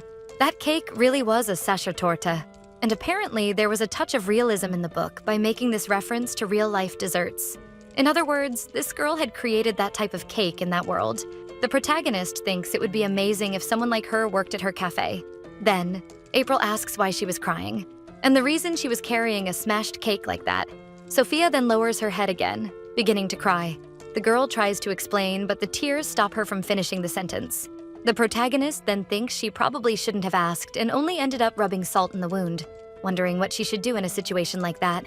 And remembering something, April asks if there was any place nearby where she could make some coffee. A little later, the two arrive at a kitchen, and Sophia asks her to come in. She also states that outsiders normally weren't allowed. The protagonist asks if it was really okay for her to be there. Still a bit affected by what happened earlier, Sophia says it's fine. After all, who even cared about what happened there anymore? She was practically exempt from the rules of that kitchen. Sophia gathers everything April needs to make coffee, and the protagonist thanks her. But she still asks why the protagonist needed whipped cream, since she was only planning to make coffee. April explains that she wanted to make coffee with a bit of cream on top. The protagonist thinks that a cake like the one the girl had made really paired well with Vietnamese coffee. First, she needed to add the right amount of sugar to the whipped cream and then beat it until it thickened and slowly doubled. After that, it was necessary to extract the espresso using a bit less water than usual and pour it over the cream. She thinks that Vietnamese coffee really was the ideal coffee to be eaten with a sachertort. And finally, she uses her magic, hoping Sophia wouldn't feel so bad anymore. And the coffee suddenly starts glowing. So she hands her the cup, saying she made it for Sophia. Realizing she had never seen coffee like that before, Sophia asks what the recipe was called. April explains it was called Vietnamese coffee and asks if she'd like to eat it with the cake she had made. Sophia explains that the cake had fallen to the floor, asking if they were really going to eat it anyway. The protagonist points out that it would be fine if they just cut the best pieces to eat, especially if they took a portion from the inside. Sophia is a bit reluctant. April says the girl had baked it hoping someone would like it, so she would at least like to try it. April says she always hopes people feel happy after drinking the coffee and eating the desserts she makes. So that's why she had made the coffee for Sophia. And a bit embarrassed, she says that actually, even if it looked a little big, her cake looked extremely delicious. Smiling, the cook asks her to wait a moment and grabs a knife to cut the cake. Sophia explains that it looked a little humble but asks if the girl would still like to try it. Not understanding what she meant by that, the protagonist says she'd enjoy it plenty. Sophia then asks if she'd like to try it with the leftover whipped cream. April says that would be interesting and asks if she could. But first, she should try her coffee. The protagonist explains she shouldn't mix the cream with the coffee, but enjoy them as they are. With a tear rolling down her face, Sophia says it's really delicious. Noticing that Sophia liked it, the protagonist smiles, thinking her magic worked well, so maybe she should try baking a cake someday too. But upon tasting Sophia's dessert, the protagonist is shocked, focusing on the flavor she felt. The chocolate is slightly bitter and coats the mouth, while the bittersweet taste of the apricot jam and the whipped cream topping made everything better. Not dry at all. She truly loved this dessert. The protagonist explains that the cake was really delicious, pointing out that the combination of apricot jam and chocolate was perfect. Smiling, Sophia says she appreciates the compliment. A little later, with the two sitting at a table, the cook says that ever since she was little, she always wanted to make desserts, that she wanted to see people try and enjoy what she cooked. So when she arrived at the Imperial Kitchen, she wanted to learn much more, and she thought she would be able to present wonderful desserts. But she thinks she was wrong. She was always rejected just for being a woman, and many of her desserts were often ignored. Just thinking about it made her feel extremely miserable. But suddenly, April covers her hand, asking if Sophia would like to join her. The baker doesn't understand what she meant, but the protagonist explains she's opening a cafe in the capital with the investment of the Duke of Winterville, stating that she'd need a partner to run the cafe with her. Sophia asks if she wants to hire her as the cook for her coffee shop, and April replies, yes, pointing out that her goal is to introduce coffee and desserts to more people. If her goal were only to become the head commander of the Imperial Kitchen, she wouldn't have made this suggestion. However, since her goal was similar to hers, she asks if it wouldn't be a good idea to work together. The protagonist knew it was a very sudden request, but she hoped she'd at least think about it. Sophia then calls her by name, but desperately, April asks what time it was now. The protagonist had finally remembered that Aisel and Claude were waiting for her. She says she'd be saying goodbye, and then asks Sophia to please visit the Winterville mansion sometime, explaining that if she said she wanted to see her, they'd let her in. Winking at her, April leaves the kitchen, hoping they'll meet again later. Speechless at how fast she left, Sophia tells her to be careful. Waving, the protagonist tells her to do the same. Alone in the kitchen, Sophia places her hand on her chest and thinks she can't even imagine how many people could try her desserts now. But anyway, if she really received the Duke's investment, it wouldn't just be a dream coming true. And earlier, while eating her cake, April seemed truly happy. If only she could see that reaction in other people too. But her thoughts are interrupted by the head chef. He arrives yelling, saying he finally found her, asking what she was doing. He points out that the floor was still dirty and asks what kind of woman she was that couldn't even clean the floor properly. Untying her apron, the woman interrupts his yelling, throwing it in his face, asking if she was crazy and what she thought she was doing. The chef gets angry, but not more than Sophia herself, who, with a clenched fist, said she wouldn't do it anymore. She was quitting that damn place. A little later, a carriage was moving through the capital streets. The protagonist thought she told Sophia she'd wait for her, but wondered if she'd really come. The cafe wasn't even open yet, so instead of working at her little coffee shop, staying in the palace kitchen would be much more stable. But she thought that when she arrived, she would feel a little more at ease. A few days later, the protagonist was reading a book on a couch, and hearing a knock at the door, she allowed the person to come in. The butler then apologized for interrupting her, saying that a lady named Sacher had come to visit her. The man continued, stating that he heard the girl was here for a meeting with April. asking how he should proceed. Closing her book with a smile on her face, the protagonist asked the butler to take her to the living room, saying she'd be there shortly. Sophia waited there, wearing casual clothes and holding a box in her hands. Arriving at the living room, April's face lit up, happy that she had really come. The cook said it had been a while and asked how the protagonist was. April then invited her in. Already seated at the table, the protagonist asked if the young woman had really quit the kitchen. Sophia said she had already reached her limit and couldn't take it anymore, so she just left. She added that at least she finally managed to stand up to that idiot, so she felt a little relieved. Smiling awkwardly, the protagonist thought that Sophia had probably been holding it in for a long time. The cook said she hesitated a bit before coming to the Duke's house, also pointing out that finding the Winterville mansion wasn't as easy as it seemed. April agreed that it was totally understandable, saying that finding the way there was certainly challenging. Sophia said she was worried about going to the wrong place and ending up angering the Duke, getting punished or something like that. The protagonist thought that made sense. After all, Claude didn't exactly have the best image in the public eye. There were literally rumors about his ancestors making pacts with demons. Adding to that his cynicism and peculiar personality, he probably ended up seeming even scarier. Despite that, April didn't think he was scary to the point of making someone tremble or anything like that. The girl had completely forgotten that she herself had trembled during her first meeting with the Duke. She continued thanking Sophia for coming and asked if that meant she had made her decision. With a cheerful expression, the young woman said yes, stating that she would love to work at her cafe. She really wanted to finally see people appreciate her desserts. When April was about to say something, Sophia interrupted her, asking her to wait a moment and began fiddling with a box. Presenting the box, Sophia blurted out in embarrassment that she really wanted April to try this cake one more time. The girl didn't understand, since she had already eaten the cake Satcher made the last time they met. Irritated, Sophia pointed out that that day didn't count at all. After all, she had given her savior a cake that had just fallen on the floor. She considered it a disgrace to the entire Satcher family, asking for one more chance. Seeing all this enthusiasm, the protagonist asked if it wouldn't be better to go downstairs and share it with everyone. Sophia agreed, saying that would be even better. Seated at the table, the head chef of the Winterville family asked if the young lady would like to hear other opinions about her cake. April explained that Sophia would be the pastry chef at her cafe, introducing her to everyone.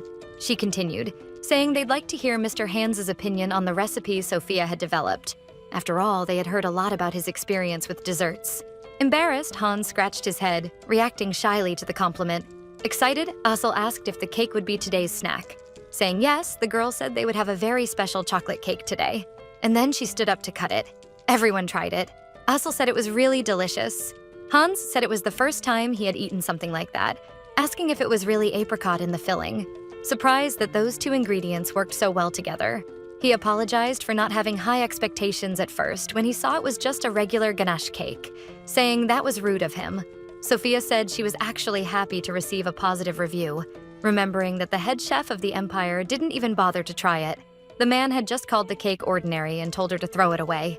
Hans said he heard she had worked in the royal family's kitchen, and asked if the current chef, the idiot she kept talking about, could be a man named Matthew.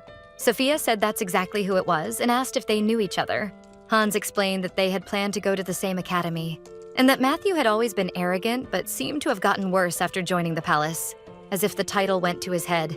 He continued, saying he was ashamed to have ever worked by his side. April turned to Sophia, asking where she planned to stay now. After all, as far as she knew, the people who worked at the palace lived in dormitories provided by the imperial family, but that wouldn't be the case anymore now that she had quit her job. The young woman said she would return to her hometown for a while. Since she had been busy for a long time, she never had a chance to do that. And since the cafe would take some time to open, she would help her parents until then. Sophia also said that her parents grew and produced flour, so she could freely test her recipes. Hearing that, April quickly asked if she could have a supply of that flour. Sophia was surprised at first, replying that maybe that could be possible. Excited, the protagonist asked if the supply could be delivered directly to the cafe, thinking that if that were possible, she wouldn't need to worry anymore about finding a reliable supplier. The cook said that sounded good to her, also adding that she could guarantee the product's quality. Holding her hands, April thought that if someone like her was saying that, there was no reason not to trust her. And that would be even better, since they'd have ingredients their pastry chef was already used to working with. Excited, they agreed on the exchange. The girl then asked if Asel had already finished his meal. The boy said yes, and addressing Sophia as Miss Satcher, he asked what the name of that cake was. The young woman said she hadn't decided on a name yet, so the protagonist suggested calling it Satcher Torte. Sophia was confused for a second upon hearing that, but April explained, after all, her last name was Sasher, so combining it with torte, which meant a cream batter inside a sponge cake, fit well. She asked if it was okay to put her name on a product they would be selling at the cafe, but the protagonist quickly said of course it was, since she was the one responsible for making it anyway. That way, from now on, this cake would be called Sachertorte, a chocolate cake with so little filling inside it was almost a pity. Sophia had promised her they would meet again in a month, and immediately left by carriage for her hometown. April thought it was a bit disappointing to see her leaving like that, but even so, she waved at her. The protagonist now only needed to find an alchemist and a barista. A little later, the girl was pushing a cart through the mansion's hallways. Upon knocking on the door, a voice asked her to come in. Entering the room, Claude, who didn't even take his eyes off the documents on his desk, said it was probably time for his coffee. April asked how the Duke knew that without even looking. Claude explained that he could tell by the sound of her footsteps, because it was very different from the others, pointing out that she walked with confidence. Hearing that, the girl realized how sharp his senses were. Awkwardly, the protagonist apologized, saying she would walk more carefully next time. But the Duke said that's not what he meant, asking her to continue just as she was, saying that feeling confident wasn't a bad thing. Still unsure of what to say, the young woman agreed. The Duke then asked what that was, feeling that something was different from usual. Smiling, April said she had made a special coffee for him today. When asked, the girl said she had made filtered coffee, a slightly different brewing method. She explained she used the drip method, which unlike espresso didn't contain any coffee oils, so the flavor was a bit cleaner. That way, the taste could be adjusted depending on personal preference. Then, April asked what flavor the Duke preferred, giving examples like a stronger acidity or even a mild nutty taste. Claude asked why. April said she just wanted to know his preferences so she could make coffee that suited him best, and annoyed, asked if he thought she would poison his coffee or something. Seeing her exaggerated reaction, the Duke said that wasn't what he meant. After thinking a bit, Claude said that in that case, he'd prefer something light instead of bitter. Feeling energized and smiling, April said she would need to prepare it a few times since the first brew always came out a bit more acidic. First, the filter was placed in the dripper and pre-ground coffee beans were added on top. Then, hot water was poured in circular motions at the center of the coffee grounds, just a little at a time, and then let rest for a moment. She pointed out that not letting the coffee infuse during those moments was really an important skill. And when the vaporized coffee finally bloomed, before it completely sank, another round of water was poured following the same steps. Since that first brew was always extremely acidic, if you preferred a more full-bodied flavor, you should separate and prepare that first. And finally, she summoned her wishes to complete it, wishing that Claude would have a good night's sleep. Finishing her entire explanation, the girl said it was ready. And Claude finally takes his sip of coffee. April asks if he liked it. The Duke says that the aroma and flavor went very well together. The protagonist thinks she would also like to try it, but since it was already late, she would hold back a bit. In her mind, the young woman laughs at the irony of drinking coffee to help with sleep. The Duke then asks her what was so funny. When she tells him, Claude asks what was so surprising about that. April explains to him that coffee wasn't normally a drink for such a late time at night. At first, the Duke doesn't understand the meaning of that. The protagonist then explains that coffee contained caffeine, a substance that when consumed at night interfered with sleep. Confused, Claude says it's the first time he's heard that word. Realizing her mistake in saying something that probably wouldn't be discovered for years, April thinks she really must sound strange talking about that. Trying to cover up, she says she read that a while ago in a book, about the effect of caffeine on sleep. Agreeing, the Duke changes the subject, asking what that was behind her. Looking at the cart, the girl explains that it was a dessert called Sachertorte, and that it had been developed by a pastry chef who would work at her cafe, so she wanted the Duke to try it. Claude is surprised to hear she hired a pastry chef. A bit embarrassed, she explains that it was practically impossible to try and organize and do everything alone in a cafe, but then she apologizes for having gone through the whole process without even consulting him. The Duke asks what she was apologizing for. After all, the cafe was entirely her responsibility in the end. Sighing, he says he didn't have much knowledge about that business, so the girl had the freedom to do what she thought was most appropriate. Then he returns to the topic of the dessert, asking if they wanted him to try it. Agreeing, the protagonist says she would bring him a piece right away. With the cake already on the plate, she asks the Duke to eat and give his opinion. After eating, Claude says it was sweet. April asks if that's all he had to say.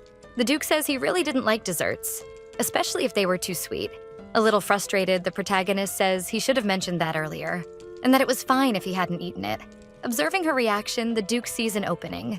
Standing up and walking toward her. Claude asks if by any chance the girl was upset. Blushing and embarrassed, April yells, asking who was upset here, saying she was just disappointed. Smiling, Claude says that's a relief. Seeing him walk away, the protagonist thinks indignantly that it scared her, wondering why he suddenly got close and made such a fuss. The Duke then says that, come to think of it, he didn't know much about April. The girl doesn't understand, not getting what he wanted to know about her. Claude says he hadn't asked her anything about herself until now. The protagonist says there wasn't anything particularly notable to share, but the Duke replies that he won't ask anything unusual. He just wants to know the basics, things like her family and past. Gripping the table and anxious, April says she has no family, but she swallows hard, thinking that, strictly speaking, regarding the family of her current body, they had existed up until about 2 months ago. Looking at her from the corner of his eye, Claude says he understands. The girl thinks that when someone says they have no family, people usually react quite strongly. She wonders if it's because Claude was used to that he remained so calm. The protagonist never expected that kind of solidarity coming from a male lead in this kind of situation. Changing the subject, he asks about the cafe, wanting to know how long April had been working on it. The girl says she had been keeping it running for about a month, but of course had studied a bit on the subject before that. But April is still surprised by the question. After all, she thought the Duke had that information for a long time. The protagonist doesn't understand when she hears that this wasn't the case. Claude had all the means to check her background, and since she would be someone serving him coffee every day, it would be natural to take some precautions. The Duke then says he understands how she thinks, but something as trivial as a little poison wouldn't even give him a stomachache. So there was no need to worry about that. The protagonist thinks that surely he wouldn't die from something like that. Claude asks if he seemed like that kind of person, and nervously the protagonist says no, trying to cover it up. But the Duke quickly realizes April was lying, saying it was very obvious when she did. The protagonist asks if he couldn't just ignore that, but Claude doesn't miss the chance to tease her a bit, and smiling says that it's fine, that he would kindly do so. Then he asks what the girl was doing before this. When confronted with that question, the girl realizes he was referring to the real life of this world's April, before she was in her body. The girl didn't have much to say about that, and a little embarrassed, explains that she lived a normal life with her family. April thinks that although she was more or less neglected, she wondered how many noble families actually had a close relationship between parents and children. Claude asks her if she hadn't just said a moment ago that she didn't have any family anymore. The girl explains that no one in this world started without a family, stating that she had a family in the past, but that didn't remain until the present. The Duke says he understands what she means. But turning around, the girl indicates that it wasn't something he needed to worry about, and explains that in fact, her parents hadn't really died. It turns out she had requested to be removed from the family by her adoptive parents. Claude doesn't understand and is surprised for a moment, then asks her why she would want to be rejected by them. Repeating and trying to understand the question, Claude finally asks if she was adopted, which she answers yes, and after that had left her family to open a cafe. Smiling, the Duke asks if she was sure she hadn't just run away from home. Laughing, she jokes, saying there's no way someone her age would be running away from home. Claude then asks her if she ever went after her biological parents, and April herself replies no, questioning why she should do that. Claude answers that the white magic attribute was strongly influenced by genetics, but he quickly realizes that the girl probably didn't know that either. She replies that she really had no idea, saying it's the first time she's heard about it. So the Duke takes this as an opportunity to explain how it all worked. He points out that white magic was often inherited, and that there was a high possibility one of her parents had that ability. And considering there weren't that many mages with that attribute, finding her biological parents wouldn't really be a difficult task. The protagonist is confused, thinking about finding her real parents. Claude says that as her business partner, he could help her with that. She thinks that if it were the real April, maybe she'd like to do that and search for her origins. However, she wasn't sure if those people would get along with the Leonin family, so she gently declines his offer. And when asked why, the protagonist says that it would have made sense if she had that opportunity when she was younger. But at the moment, she didn't really find it useful to look for them now, and also didn't want to waste the emotional energy required for that. With his hand on his face and thoughtful, Claude says he'll respect her wishes. The girl then asks if he was curious about anything else or had another question. Claude replies that actually, no. April says she said this several times, but really hopes the Duke doesn't think she approached him on purpose or with hidden motives, explaining that she just wanted a peaceful life while managing her cafe. Claude says he understands, but asks if the young woman had any questions for him. Surprised, April asks if he would really answer if she asked him, receiving the reply that it would depend on her question. Because she had read the whole novel, there weren't many things the protagonist didn't know about Claude. Even so, she would like to hear something directly from him. Things like his childhood and relationship with his family, especially his older brother, and how he had lived up until now. However, she thinks she really couldn't ask those questions at the moment. Even though the Duke treated her well now, he was still a cold and cruel person. She remembered that very well. So the girl couldn't afford to jeopardize their relationship by asking useless questions. Thus, April decides to move on to another topic, asking him which coffee he liked more, the Americano or the drip coffee he had just drunk. Expressionless, Claude asks unenthusiastically if that was really her question. April says it was an important matter to her, since she was his personal barista. Thinking for a moment, the Duke says that today's coffee was better. Smiling, the protagonist says she'll prepare hand-brewed coffee from now on. Claude smiles back and looks at the girl for a moment, saying that he'd be happy if she could do that. That sentence shook the poor girl, her heart beating faster. The protagonist then says she's already taken up enough of his time and that she was heading out. With that, she asks Claude to enjoy his evening rest. Leaving the room, April was breathing heavily, not understanding why she was like that, her heart suddenly almost jumping out of her chest. She thinks that, anyway, this was just a novel, and so she should think of Claude only as the male lead. However, just now, she saw him as a living and real person. Looking back, April realizes she'll have trouble. After all, she would have to see him every day, wondering how she'd be able to deal with that. In the room, Claude stood still murmuring, saying that she left in a hurry. The Duke really had been investigating the girl after all. There were definitely more than just a few suspicions in the things she said. He realized it from the moment he saw her for the first time. It was obvious she wasn't just a simple countryside woman. Although the clothes she wore seemed simple, they weren't made of cheap fabric. Her white and clear face, like someone who had never worked under the sun, clearly showed she wasn't from the working class. Even her knowledge about snacks and teas was high-end, things an ordinary person would never have access to. However, when he saw her working in the kitchen without any maids, the girl didn't seem like a noble or merchant either. So it was no surprise that Lloyd was uneasy about her. He remembers Lloyd asking him for permission to investigate Miss April. After all, there was still the possibility that she had been able to use magic all this time, just pretending otherwise before, claiming that maybe she was deliberately trying to take care of Asel to get close to him. Turning around, Claude tells Lloyd to stop, asking how April could even know about Asel before Lloyd had even brought it up to him, wondering if he really believed something like that made any sense. And so, if he wanted to investigate her, he'd need to give him a better reason, which his aide obeys. Walking, the Duke thinks that even if she had approached him on purpose, it didn't matter anymore. After all, he could easily deal with most poisons since they didn't affect him, and any physical attack would be blocked effortlessly with his abilities. However, earlier he was only trying to help her relax, which, by the way, had the complete opposite effect. Sitting down, he thinks that the young woman was an adopted child who even asked to be kicked out. That at least proved she didn't come from a very happy family, but it also meant they probably didn't know about her magical talent. While holding some calming effect cigarettes, he figured he wouldn't need them anymore from now on. While thinking, Claude recalls that she seemed uncomfortable from the very beginning. At that time, he wondered how someone could be so small, at a height that barely reached his shoulder. Her eyes, mouth, and nose all fitting on that small face. Even so, what surprised him most was the way she protected Asel, even when she had no connection to the boy. That must have been really stressful for her.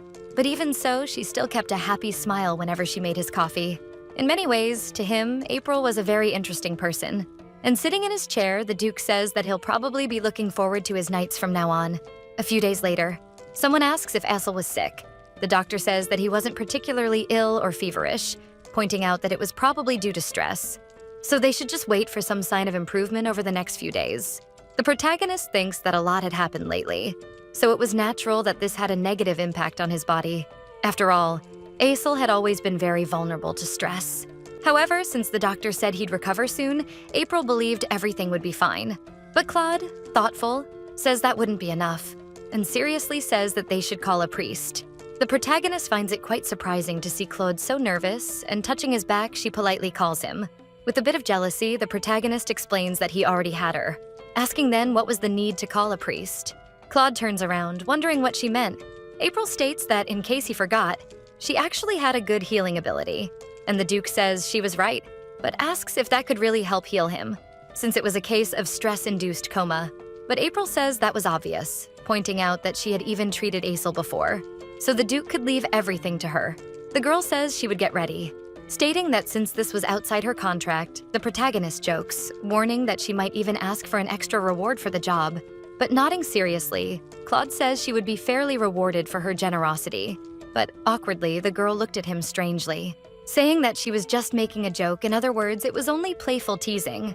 Questioning what kind of person Claude thought she was, the Duke replies that he believed she was being driven by greed for money. Outraged, the protagonist asks if he really thought she would charge to treat Azel. But scratching his cheek, he says he really couldn't say that now. Irritated, the girl turns around, saying she would go prepare some hot chocolate. And smiling at her, the Duke asks her to please do so. Handing the cup to Azel, the protagonist tells him to be careful. After all, it was still hot. Sitting on the bed with the hot chocolate in hand, the boy thanks her, saying he would enjoy it, then taking a sip and even getting his mouth a little messy. Smiling, he comments that her hot chocolate was the best. April says she's happy to hear that he liked it, but that he shouldn't lie down right after drinking it and should make sure to brush his teeth before bed. Excited, the boy replies that he would do just that. A little later, at dusk, Azel was sleeping in his bed, someone placing a hand on his head to check his fever. Claude then states that his temperature had definitely gone down a bit. The girl says she's glad to know he's feeling a little better, and the Duke points out that if it weren't for her, his nephew wouldn't be recovering so quickly. So he thanks her. A bit thoughtful, April agrees, but Claude doesn't understand the reason for her reaction. Then she says she didn't expect him to be someone so grateful, saying that she knew he cared a lot about Azel, but he had only hired her for his specific treatment. The Duke points out that, technically, he had hired her to cure his insomnia, not as a full-time doctor for the family. However, despite that, he would still thank her for her help. The girl thought it was only natural to notice it, but the Duke was a very different person from what she had imagined. And smiling, she says she'll accept his gratitude then. Turning over in bed, Azel makes a bit of noise, and the Duke moves quickly to cover him with the blanket. The protagonist then wonders if Claude really cared that much about the boy. After all, when he came to see Azel for the first time, April had assumed it was only for political reasons. Just like in the novel, he didn't seem like someone who cared much about his bloodline. But now, she was sure of one thing. The man in front of her really did care about Azel. So, April says that the boy was very lucky to have an uncle who cared so much about him. The Duke turns to her and says she talks as if there were no one who cared about her like that. So the protagonist explains that it was because she really never had anyone who saw her that way. In her past life, the girl had been an orphan. Obviously, she had contact with the teachers and other children in the orphanage too, so she didn't feel that alone. But there was still some distance that made it hard to really think of them as her family. After she became an adult and gained her independence, no one had ever really cared about her. And maybe that's why in moments before her death, the girl had imagined what it might be like to have a family like that. And it was when she became April Linen that she realized sometimes it was better to have no family at all despite everything. After all that, she had tried to be a little less greedy with the things she thought she couldn't have. Claude asks her if she still thinks she has no one like that. The question surprises her for a moment. Then the Duke continues, asking if she really thought there wasn't anyone who cared about her. And surprised, the protagonist asks if he was referring to himself. Touching her forehead with a finger, the Duke mocks her, saying that actually he was talking about Azel. Embarrassed and with a red face, April comments trembling that so he was talking about the boy. Claude explains that if she got sick, it would make perfect sense for Azel to try to take care of her. And laughing a little, the girl says he had a valid point. But in her mind, she reflected on something, wondering if she seriously felt disappointed by what happened. Deep down, the protagonist could hardly wait for the possibility of hearing Claude say that he really cared about her, even questioning herself about what she was thinking, trying to get that out of her head. Speaking a bit louder than she should have, due to nervousness, the protagonist explains that since the boy was getting better now, she would move on, and if anything happened, they could call her, wishing a good night and hurrying out of the room. As she ran, the girl thought that all of this had been extremely embarrassing. Still standing in the room, the Duke thought that she had really run off and escaped again. Claude thought he should have admitted that he also cared about her, but he was genuinely impressed with how amusing her reaction had been. Then, the Duke wondered what exactly he was worried about, wondering if it was about April. When he saw that sad expression on her face earlier, while the girl said she didn't have anyone like that, the Duke felt as if she were ready to disappear. That activated something in him, making him even want to reach out to her. But in the end, he held himself back, wondering what he was thinking, acting like he was worried about April. Then, he clenched his fist to restrain himself. Claude thought it wasn't possible that he could have feelings like that for someone. That was something that should never happen. A few days later, Azel and April walked hand in hand through the garden. Meanwhile, Lloyd approached, stating that he had been looking for her. The young woman asked what brought him there. The man stated that a smell of stale, damp, and moldy water had just arrived at the castle, already inside the Winterville estate. The protagonist looked at the woman's expression. Her face was basically screaming that she wasn't happy to be there. April remembered that apparently alchemists were extremely arrogant, and that probably had to do with the fact that there weren't many of them. So the woman was probably irritated that Claude had summoned her like this, which could have hurt her pride. Trying to start a conversation, April said she was happy that she came and introduced herself. The woman coldly introduced herself as Hannah Turner, and with crossed arms said she had already been informed by the Duke. April asked Azel to greet the woman too. That statement surprised the alchemist, questioning why she had the noble introduce himself first, which apparently went against the rules of hierarchy. Realizing her mistake, she had forgotten that Azel should have been the last to introduce himself. After all, even though an official announcement hadn't been made yet, Azel would be the future heir of the Winterville estate, being considered high-ranking even among other nobles. The woman sighed, and standing up, she gave a formal greeting to Azel, pointing out that as she had heard from her lord, she was the alchemist summoned by the Duke of Winterville, named Hannah Turner. After a moment, she wondered why the boy wasn't responding, doubting whether he hadn't been taught proper etiquette yet. But the moment she was going to look at him, with a serious expression, the boy questioned why she was lifting her head. After all, he hadn't said a word yet. The cold aura the boy gave off even sent chills through her. April quickly interrupted him, not noticing his behavior. She said the boy should go ahead and greet Miss Turner back since she was waiting. Shyly, the boy said he still didn't really know how to greet people properly. She thought that made sense since Azel hadn't had time to learn all that due to the hectic situation. So April asked him to just do it the way he always had before. Then smiling, he agreed, calling her Miss April, his happy expression contrasting with what had just happened moments ago. Azel said he was happy to meet the woman, introducing himself and asking her to stand up now. She obeyed, but in her mind she couldn't help but be shocked. Hannah had heard that the boy had been living with commoners for a while, so she wondered where that overwhelming presence had come from. The protagonist explained to Azel that she had something important to discuss with the lady and asked if he would mind going to another room now. The boy said it was no problem and that he was going. Watching all of this, the alchemist thought that real Winterville blood was much thicker than water. Not even a peaceful place could erase who they were inside. The woman asked what the need for her services was, asking if they expected her to make equipment for a coffee shop. April said that was her plan. Hannah then mocked her, questioning the point of investing her time and effort into something like coffee, thinking it was ridiculous, pointing out that tea was a much more delicious beverage, asking if the protagonist didn't think so too.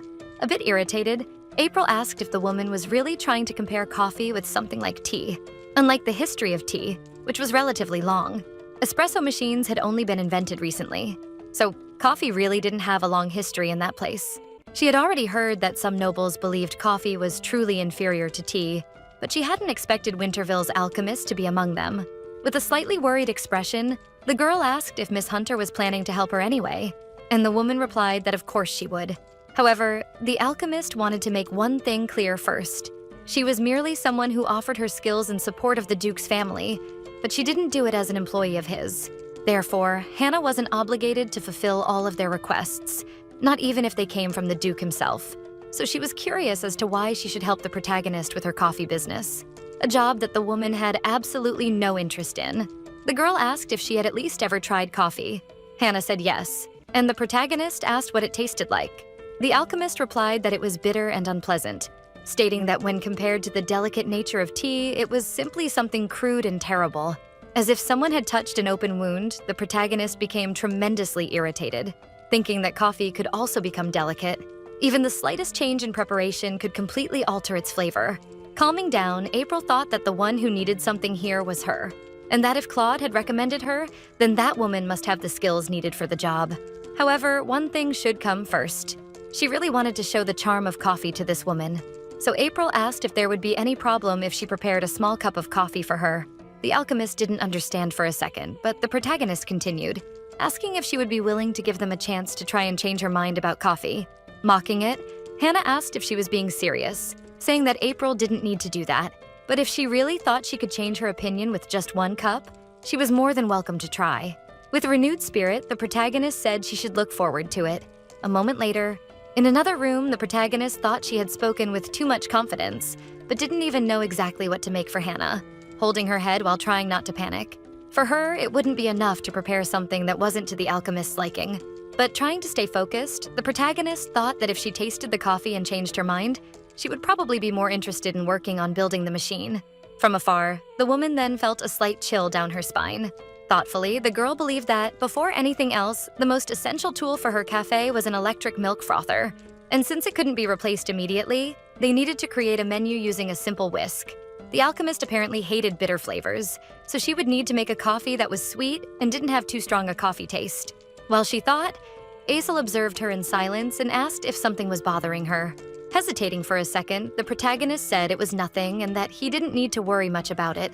Then, handing her something, Aisel asked her to eat a bit, saying that eating something sweet always made her feel a little better.